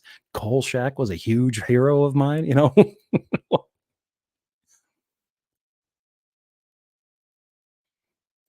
Warren is heavily guilty of driving Jefferson away from the topic. He is, yeah. JL, who is using here a gaps argument is you. Because you're saying, well, we don't know yet, science doesn't have yet an explanation how it could have occurred by natural means, but we are working on it. Science is working on it. Right. Maya, you really only have yourself to blame for that. You brought it up, right? And then, although JL Warren mentioned sushi boat, and yeah, now I can't stop thinking about it. So you blame yourself. I'll blame JL. Tomorrow, it will have an explanation, and it will be a natural explanation. Well, that is a classical naturalism of the gaps. Are they really setting out to do that? He's going to need to say that, like, oh, well, they're going to give an explanation, but it's only going to be natural. Like, how many scientists are sitting on, like, well, yeah, we're going to figure this out, and by the way, it'll be a natural one only. I mean, there are science communicators that say that we'll probably, if we get an explanation, it'll be a naturalistic explanation. They're kind of appealing to inductive, inductive reasoning there. Like, every time we get a decent explanation of this, a hypothesis, we get a working theory, it's a naturalistic explanation. Christians who have accepted the idea of evolutionary theory basically do this as well. It's like, okay, we have a natural theory that shows how life adapts. It throws a few kinks into how things would be taken literally in some of the books of the Bible. And so Christians are like, well, wait a minute. What we've got here is a theory that excludes God from the mix. And then they immediately jump to, well, this is just a plot by Satanists to try to remove God from creation stories of the earth. And it was like, evolutionary theory didn't have anything to do with that. I mean, it was talked about as being like, well, actually you don't really even need to presuppose the existence of a God in order to talk about the adaption of life, maybe you don't have to presuppose the existence of the God for the occurrence of life in the first place. And just positing that sent these people into a foaming at the mouth tizzy. And here we are, still arguing about this. Evolution is not a controversial topic, as controversial as Young Earth Creationists and Christian apologists, the anti-evolution ones, believe it is. But they keep trying to stir up crap with it, and it's pathetic. Because you can reconcile this with certain faith traditions as long as you're not trying to be. And even then, if you could believe that the Bible was inerrant in some overarching message way, like kind of a Vatican II style message, and accept the fact that Young Earth creation is, or that evolution happens, adaptation through inherited traits, these kinds of things, or I guess you can't. Christians are the ones that put themselves on that hill, and they think that they've been isolated by society, and they're willing to. It's the ones that are willing to die on that hill are just like, you can walk away from that anytime. We never said that you can't be a Christian and acknowledge what we've figured out here scientifically, right? The Christians are denying themselves that chance because they can't wrap their heads around dogma. While I am not using a God of the gaps, I'm not making a claim, but I'm not making a claim, Otangelo. I'm not claiming abiogenesis is the answer. I'm just saying that I've not finished yet. But Otangelo was making the claim that these scientists seem to be presupposing abiogenesis, a natural materialistic explanation for it, a non-intelligent designer version, while working on their theories. What I am saying is that we know that intelligence can create blueprints. We know that intelligence can make complex machines based on multiple interlocking parts with a specific purpose. And what we are seeing is a connection between the instructional information stored in the genome, which is then transferred by complex machinery in the cell, where it is translated in the ribosome to be transformed in complex molecular machines. And there is also an interdependence. Hi, Otangelo. There. So what I am saying is that we know that intelligence can make both. It can make specified complexity, and it can make irreducible complexity, and it can create interdependence to achieve a specific goal. So my answer and my epistemology is not based on gaps, but inference, I say it again, inference to the best explanation. And furthermore, but is it the best? It's in this case, it's the inference to the preferred explanation. He hasn't demonstrated why it's the best, other than to say other explanations that he's heard where people are trying to work out, like, could this be possible that life emerged from, the origin of life? Can you get life from prebiotic chemistry, prebiotic chemical states? And that's essentially what they're trying to test for. The result of this testing could be you can't. In which case, does that prove, therefore, there must be an intelligent designer? Would it follow that there was? No. You would be jumping to a conclusion. It means that all the tests that they tried show that you can't get life from some prebiotic chemical state that would just some kind of naturally occur. They've tried all the different permutations. They've tried all the different kinds of settings. What kind of environment is absolutely necessary, and which chemicals do you need? Will they actually do this? We've seen that under certain circumstances, you can get organic compounds to occur from prebiotic chemical components and reactions happening there. Can you get self-replicating life? No, they haven't done that yet. And if they do, I will probably have a mild cardiac event, because that will be huge if they actually do that. I admit I will be a touch nervous, but you never know. We can actually test these things. The day that an atheist or a naturalist or a scientist can provide an explanation how these things could have originated by natural means, we talk. But I say it is not just something that science still has to work on it. It is deeper. It is a conceptual problem, because unguided random mechanisms simply do not instantiate and create such things. See, that's a claim that you're making, and there's no evidence to indicate that it can't happen. Yeah. He's gonna. I think Otangelo's defense will be no. I talked about the vanishingly small details. Not his words, but that's what it's just vanishingly small. The probability is too high. It's just too high. It couldn't happen. It's just dirt in there. Cutlery. Rain is just angel urine. I mean, for some, open yourself up to the supernatural possibility, Doug.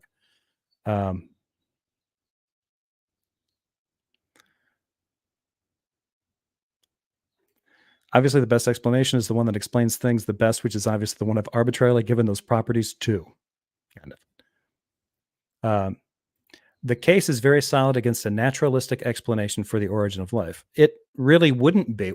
Why would the case be solid against naturalistic explanation for the origin of life when the argument that you're making involves a naturalistic explanation for the origin of life? It involves a designer working with a creation and building a natural order. I mean, the idea that an intelligence, like you could still have this naturalistic explanation, an unintended life thing with an intelligent designer that set the universe in motion where life would emerge from this stuff. Also, you could have naturalistic entities like aliens doing this as well, which your argument doesn't discount. I'm not saying that that's a viable alternative, but what you've put here, what you've been arguing with J.O. Warren, doesn't exclude that as a possibility. It's a massive weakness. If you're just trying to say, like, look, naturalistic explanations for the origin of life fail. What we need is an intelligent designer. That doesn't make sense.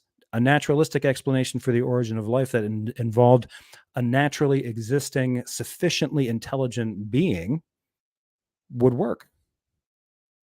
So I don't understand the intent, the reason for trying to drive a divide between those two things, other than I think it's the way that you're trying to reconcile your understanding of science with your addiction to certain dogmas.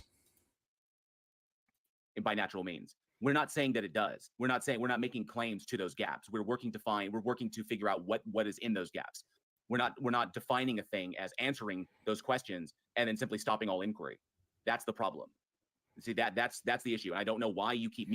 Okay, naturalistic equals without a creator involved. Okay, would you accept the submission of a creator that was just a sufficiently intelligent alien species?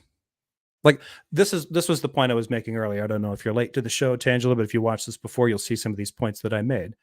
Are you talking about an intelligence necessary for the emergence of life? Or are you talking about a sufficient intelligence necessary for the emergence of the cosmos? Or are you talking about an intelligence necessary for the emergence of all of reality as we know it and maybe possibly don't yet understand? Like, absolutely everything.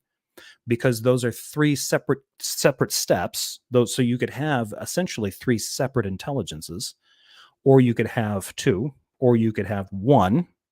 The one for the emergence of life and the one for the emergence of the cosmos could be just necessarily sufficient beings that emerged naturalistically, either somewhere else in our universe or somewhere in another universe. Those are also hypotheses as well, and the emergence of the entire all of reality as we know it. A very advanced alien race needed something to power their world, so they developed an ever-expanding universe called ours so that they could tap into the power generated by that eventually ending expansion to fuel their reality. It keeps the lights on for them. Could there be a sufficiently intelligent race of beings that did that?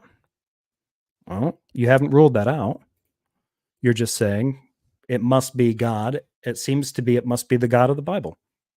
I don't know how you get to the God of the Bible.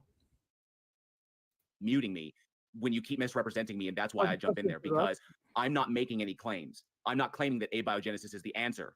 Where we are currently with origin of life research is that it's looking like abiogenesis is the answer, but there are parts that we are still missing. We understand a great deal of it, but as explained by a number of other creators, okay, and a number of other origin of life researchers, we don't have all the pieces yet. Yeah.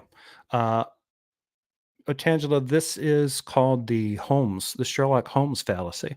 Eliminative induction is a way to find truth, yes. If naturalistic unguided events do not provide the expected results, the alternative explanation must be true. No. That is a fallacy. It does not mean the other thing is automatically true.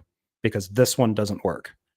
And in this case, the thing here is not that naturalistic unguided don't provide the expected results. It's they don't provide explanations for all of the results. Naturalistic unguided events do provide expected results with empirical testing in certain circumstances. Does that mean scientists who study prebiotic life, have they figured this out yet? No, they haven't. They do have hypotheses. There's multiple competing hypotheses on this, but what do you do? But it doesn't mean that because they're not there yet, or it doesn't sufficiently explain it yet, that the alternative explanation must be true. I gave you 3 additional alternatives to the God of the Bible, and I don't think that you could have your argument. It makes an equally strong case for all 3 of them, or 1 or 2 of them, any mixture of them, as you trying to say it's Yahweh who is also Jesus. So then you had to explain the origins of aliens. But that's a sufficient but are they not sufficiently intelligent for the origin of either life at that tier, or the cosmos at that tier, or all of reality at that tier? Yeah, you might have to explain the origins of aliens. You don't believe that you have to explain the origin of God. So then you just back up to special pleading. Well, God is a being that exists foundationally and doesn't need an explanation. That's special pleading. How do you know that a God didn't emerge from something? Which is fine, but we can't just assert answers and define those answers as that which answers the question. That's not scientific. Yeah. Otangelo, I posit a designer necessary for causing the universe, the laws of physics, the fine-tuning, the origin of life, consciousness, and biodiversity. Sure, you posit that, but as J.L. Warren is demonstrating there, you haven't shown its connection to anything. And as I've pedantically rambled on about, I can insist on a designer necessary for causing the universe, the laws of physics, the fine-tuning, the origin of life, consciousness, and biodiversity, and it not be a god. It's just a sufficiently intelligent being somewhere else. That's it. How do you posit? You posit the designer. Great. So did I. Now you need to connect that to Jesus. Connect it to Jesus. Well, science has absolutely no answers in regards of every relevant field related to abiogenesis. That is just a complete factual inaccuracy, Otangelo. If you're saying that, you don't understand the literature out there. Saying that they didn't get anything right in any of these fields related to it is absolutely wrong. This is you misrepresenting, either misunderstanding what you're reading or misrepresenting it. And that starts with the fact that science doesn't know how the basic building blocks came to exist, how they were selected, how they were joined, how they were polymerized, how the chirality was selected out, I know this. You don't need to repeat yourself. Well, let me finish, please. Yeah, I've heard all this before. You don't need to repeat it to me. Well, you heard it all before, but you make unwarranted claims because you are saying that science has figured out already a lot of things. And that's not an unwarranted claim, Otangelo. Science has figured out a lot of things. Now he is. Yeah. Jeff's putting too much thought into this. It's Otangelo. He's talking out of his ass. Well, and the problem is I'm like mainlining some coffee right now, so I'm starting to the caffeine's starting to kick in. Yes, exactly. Wrote out Rick Sanchez's quantum battery. Yeah, I mean, I don't explain to me, Otangelo, if you've ever watched Rick and Morty, why Rick Sanchez's quantum battery could not be a sufficient explanation for the emergence of our world.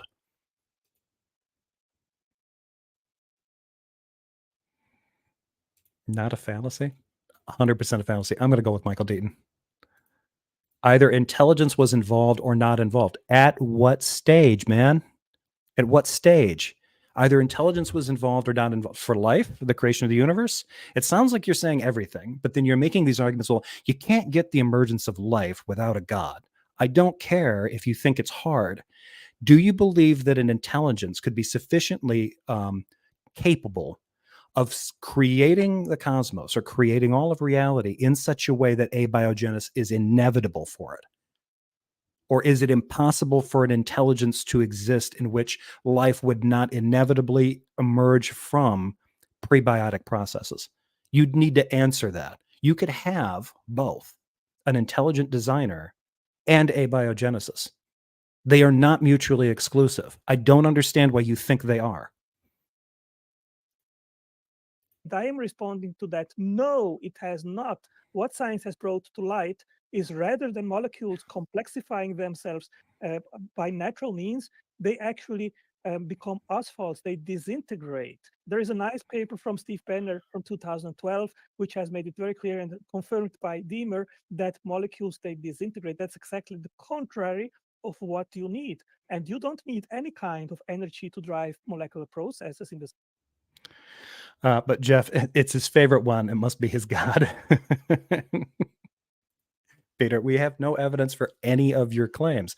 Yeah, so far, and most of the stuff that you're setting up, Otangelo, is not being set up in a way that, like J.L. Warren is bringing up. Like, this isn't. You're claiming that this is scientific, but all you're doing is saying, your argument seems to be, I've read explanations about these hypotheses involving abiogenesis. They express that they're having all these difficulties with it. I don't believe it. So it must be an intelligence, because you can demonstrate that you're intelligent and can design stuff and build, and then later build it. That seems to be it. But when J.L. Warren is like, okay, connect that to God, you just go back to all the problems that abiogenesis would all the problems they're having in the research. But I don't understand how you've excluded a God that made a universe where abiogenesis is possible despite the odds. You have not done that. Can you address that issue?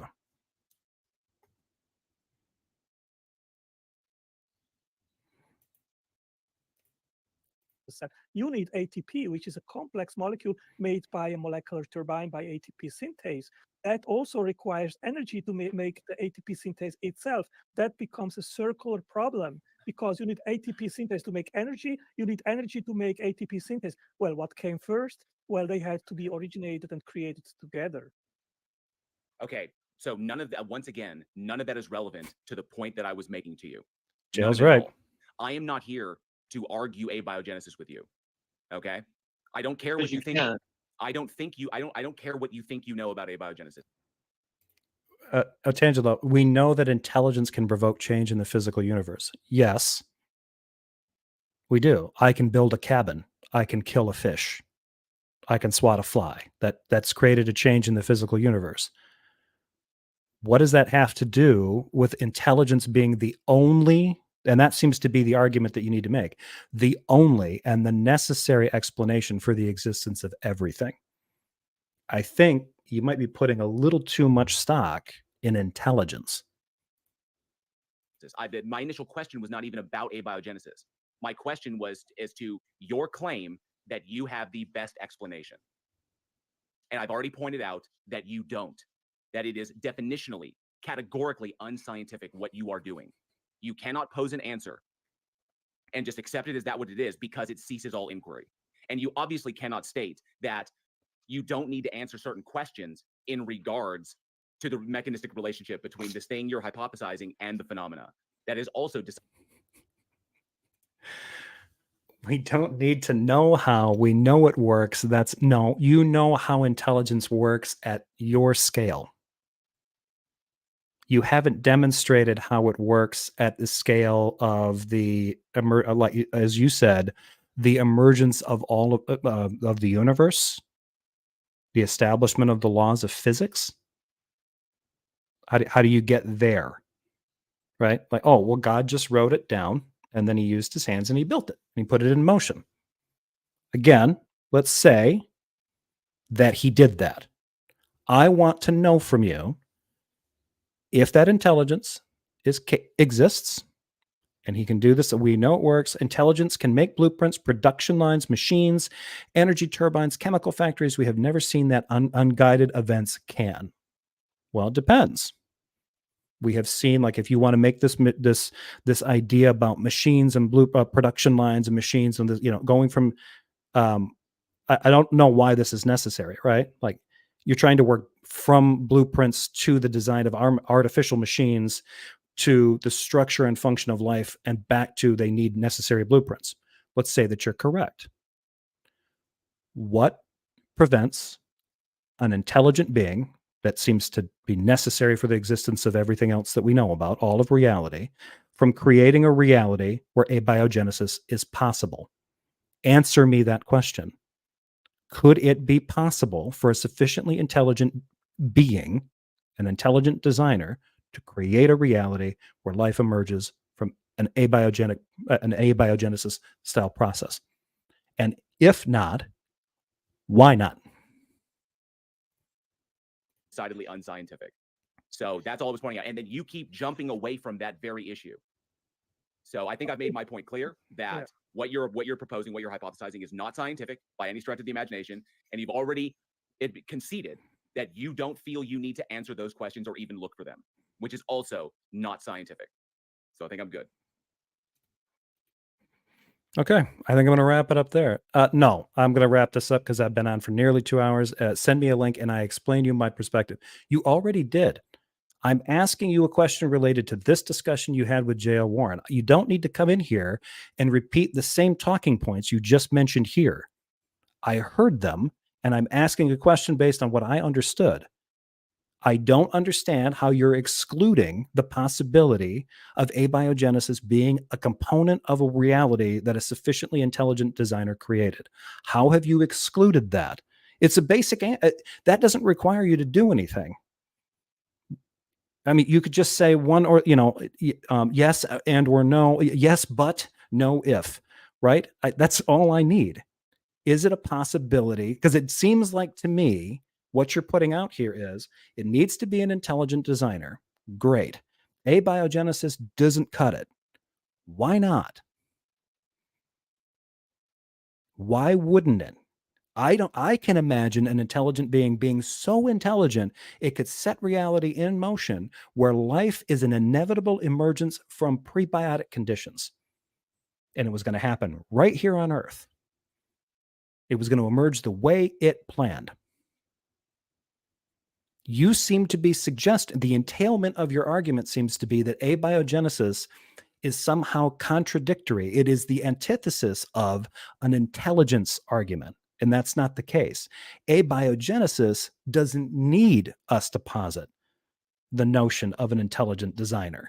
It doesn't rule out that there's not one. It doesn't rule out the existence of an intelligent designer. It just doesn't do that. The same way evolution doesn't rule out the existence of an intelligent designer. You have been snorting way too much young Earth intelligent design propaganda.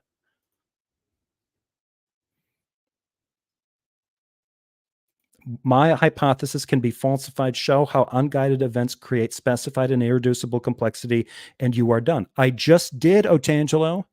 Unguided events create specified and irreducible complexity. Could that system not have been set in motion by an intelligence?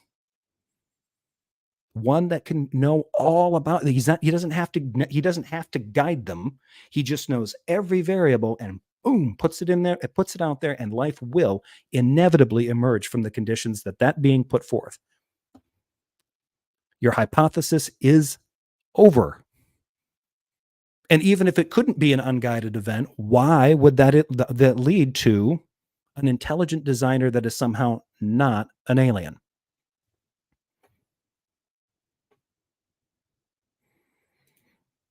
Your hypothesis can't be falsified because it relies on a magic space brain outside time and space.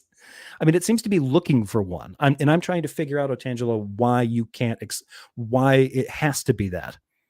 And you don't have an answer for that. I have never heard an idea or a young Earth creationist bridge that gap. You guys still haven't done that yet.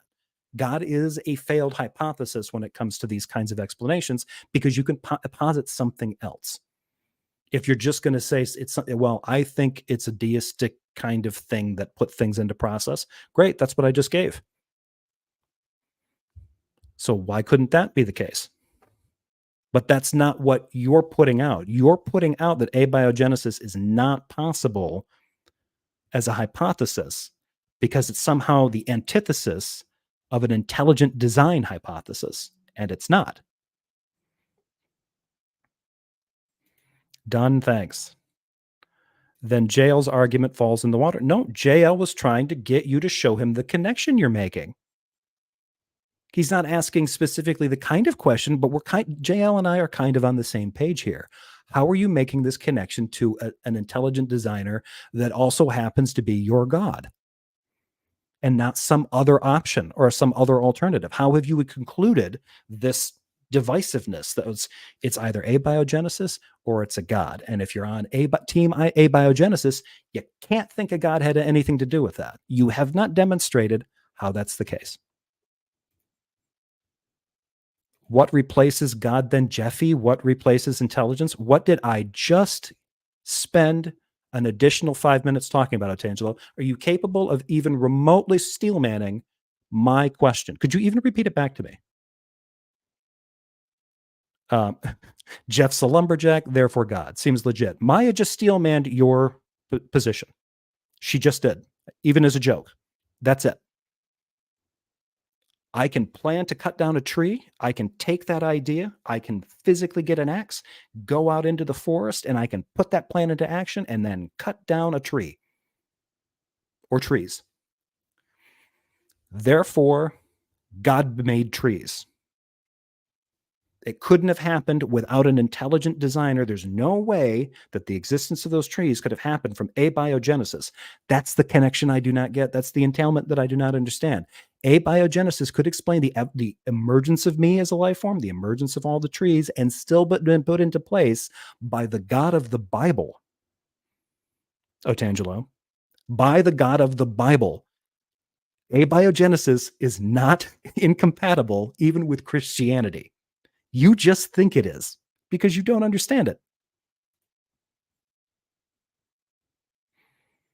Well, maybe because nothing has no causal power. How do you know? Nothing is a powerful claim, even in science. What do you mean by that? So nothing has no causal power. So everything has all the causal power. There, fixed it for you. What the hell are you talking about at this point? This is why you're not coming on. Laws require a lawgiver. Now you're just getting into bad philosophy. Laws such as, well, I mean, this is just apologist cliches, man. To borrow Darth Dawkins' kind of thing, these are just cliches and theist talking points, my man. Yeah, exactly. Which lawgiver and why that one? Right. If abiogenesis becomes a theory, then we can call it a law and say that that law was created by a lawgiver, and that lawgiver is the God of the Christian Bible. Fixed it for you, man. Why is abiogenesis such a bugaboo of yours? Why is it? Why are you excluding it? And of course, we have to. The laws are descriptive, not prescriptive. This has been explained to you ad nauseum, and we will not get it. He's never going to. Cells contain stuff. Cells are chemical factories full of complex machines, but maybe stored in the genome and epigen. So what? So what? Agreed. They have stuff in them, and they do things. They interact with other things. They react chemically. Why is their emergence as life precluded by the existence of an intelligent designer?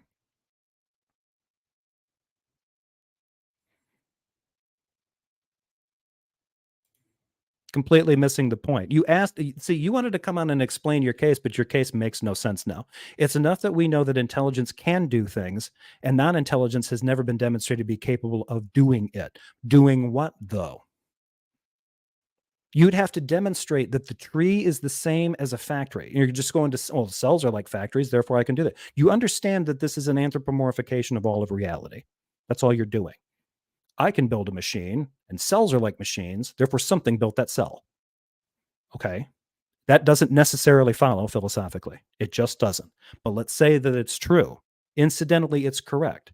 Just because it was built, it doesn't necessarily, the reason for it, the process for which it emerged, why couldn't it have been abiogenesis? Abiogenesis as planned by an intelligent designer. You are not even remotely touching this in your, nope. Just get the fuck out of here. Otangelo, this is the stupidest thing you've ever said. You're begging the question of the necessity of an intelligence. Yeah, you literally are. No, you did not. Never been shown. My man, what made subatomic particles? The God of the Bible. What on earth are you talking about? My central complaint about your entire argument, you are saying that abiogenesis is not something that could have happened. The entailment of your entire conversation with J.L. Warren, abiogenesis is not something an intelligent designer would use to create life. There. Do you understand where I think you're going? That is the inevitable entailment of what you're talking about. Abiogenesis isn't possible. Only an intelligent designer could make stuff. I'm asking, wait, why couldn't an intelligent designer use an abiogenesis style process to create the emergence of life? And you're just saying, you're going back to what made the subatomic particles. This question makes no sense if you understand my issue with you. Nope, from knowledge. So God knows what subatomic particles are, and then he built them. Where'd the knowledge for the subatomic particle come from then? You might be, Otangelo, the worst apologist I have ever heard or talked to. This is, then the question is, what made your aliens? God. God made the aliens, right? Or God is the aliens. The issue is, why isn't abiogenesis on the table as a mechanism for the emergence of life by that intelligence, whatever it is? Why aren't you answering that question? Oh, because you don't have an answer to that question. So your arguments fail completely. You need to take this back to the drawing board and do something else. This is not good. Good to see you, Beck.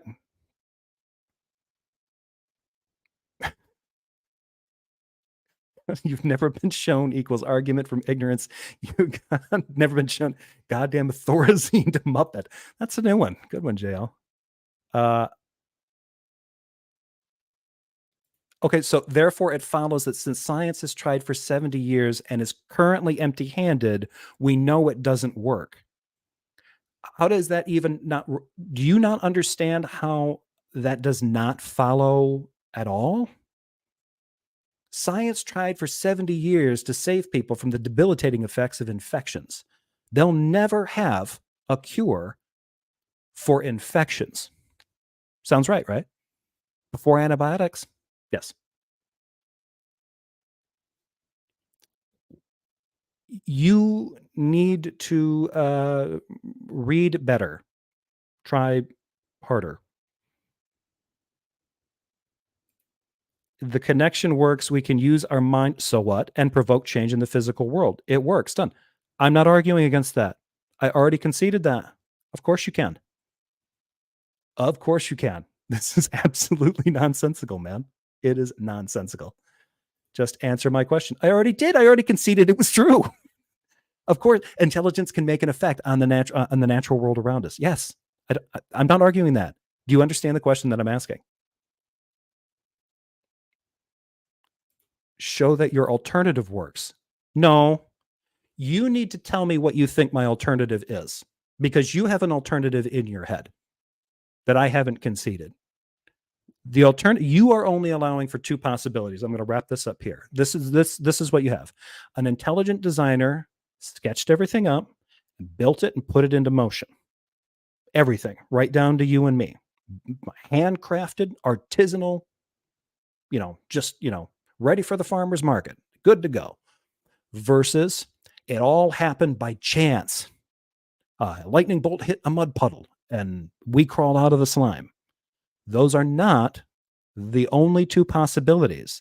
Those are the only two possibilities that you have been exposed to in dogmatic apologetics based on young earth creationism and intelligent design.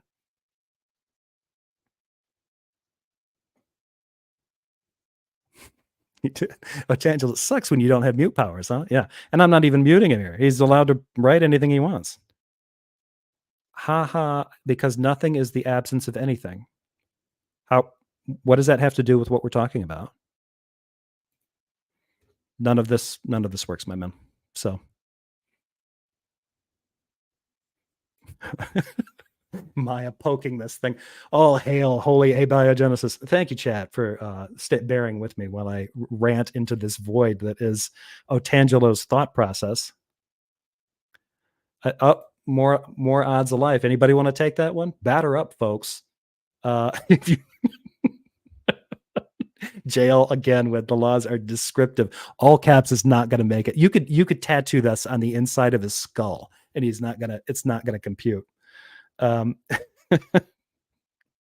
I just explained it. Cells are chemical factories. Also, I agreed with you. I agreed with you. Oh, I did. Why can't you have intelligent design by way of abiogenesis? Explain that to me. And the stuff that you're like, well, because they're factories and they're built. Agreed. Abiogenesis could end up just looking like things emerged, life emerged from prebiotic conditions, but it turns out it was all part of the intelligent designer's master plan.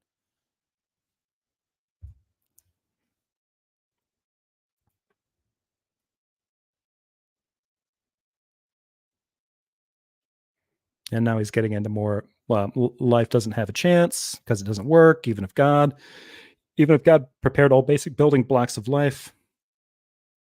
Okay, there's the answer. Because it doesn't work, even if God would prepare all basic building blocks of life. So you're saying that an abiogenesis-like process is impossible for God. That's what you just said here. Why?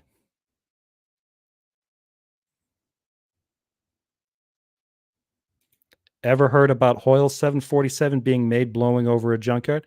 Would it be impossible for God to do that? Yes, I've heard that.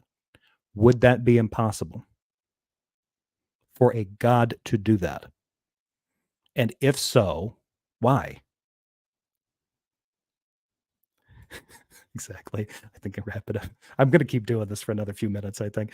And I think we now understand implicitly why he is not submitted for peer review. Yeah, this is just going to fall flatly on its face.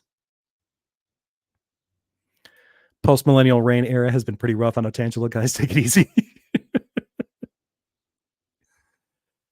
Yes, it follows. If follows, science is empty-handed, but you believe it will work one day. That's called naturalism of the gaps. That would not be naturalism of the gaps. That's not what that is. When you said science has failed to do this, then the next part seemed to be it will never do it. Why would I think that science isn't going to get somewhere because so far it hasn't? That's like saying you will never become a lawyer because you're not one already. Do you understand how obviously stupid that is? Not just, you don't even have to say in debate parlance, that's a fallacy, bro. Just say, that's stupid. That does not track. You will never be 40 because you're merely 35. You've only lived for 35 years. It stands to reason that at this rate, you're never making it to 40.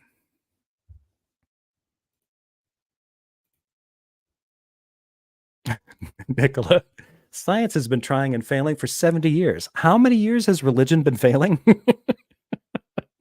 Especially when it helps itself to the science community. Like, oh, we got a better explanation. Really? Well, JL argued about precisely this. No, he didn't. His entire argument, his line of questioning to you, and you clearly didn't understand it then, you don't understand it now.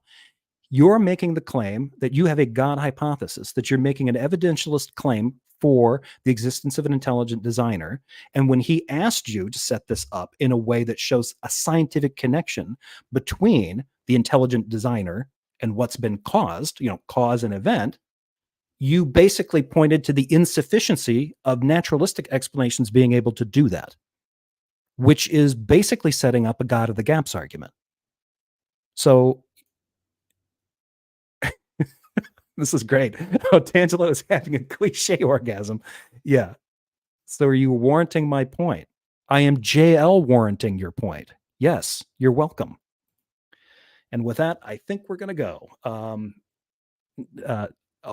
Do not feed Otangelo if you encounter him in the wild. He will follow you home, apparently. Don't make direct eye contact. Just back away slowly. Don't try to, and avoid his flapping appendages. Okay, Jails.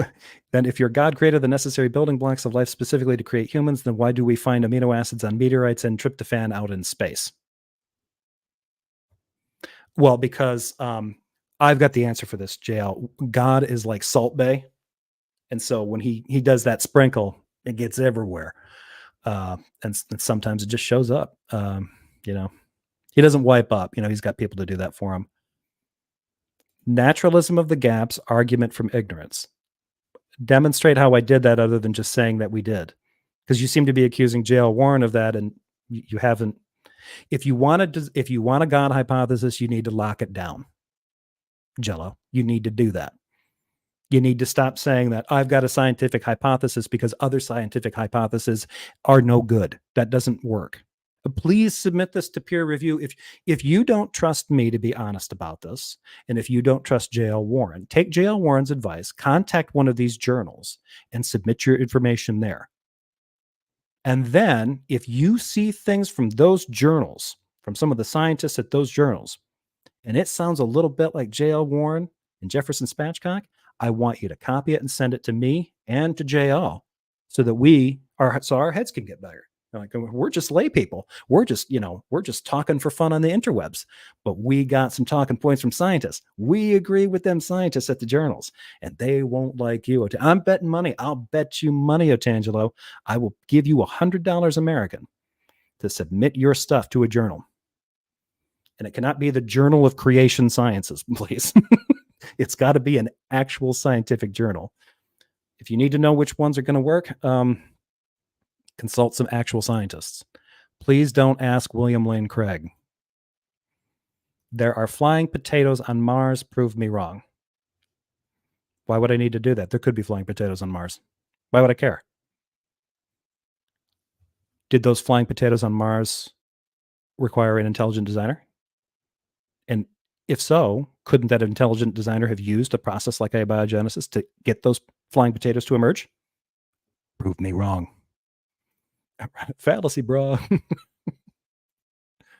Oh, this is fun. It's fun.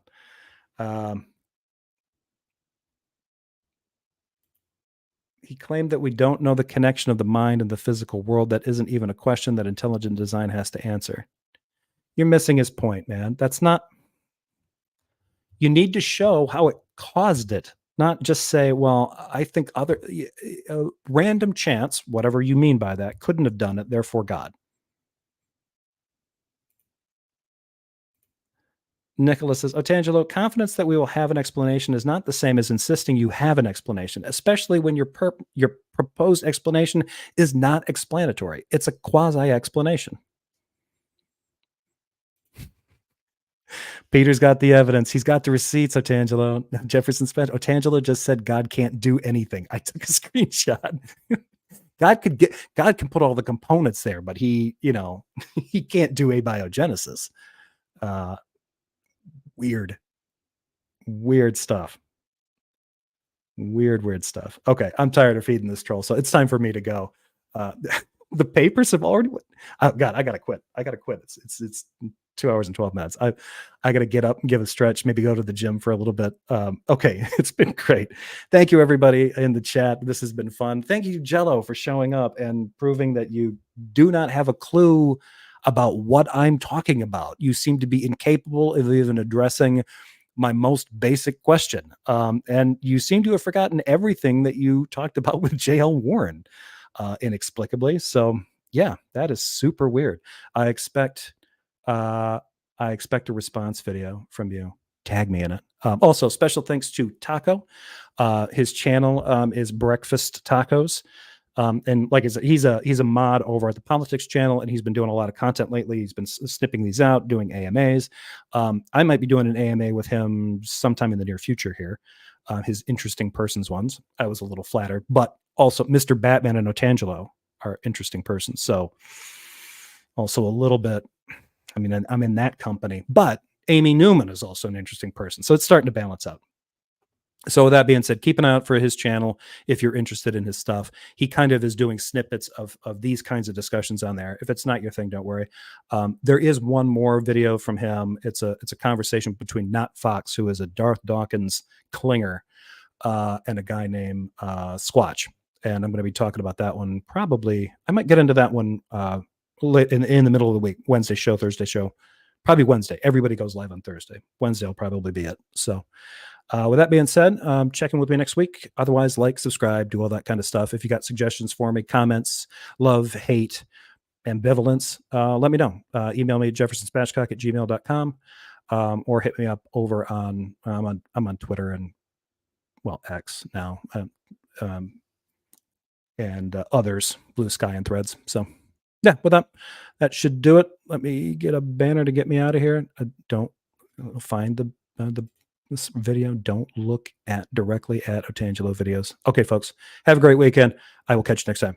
See ya.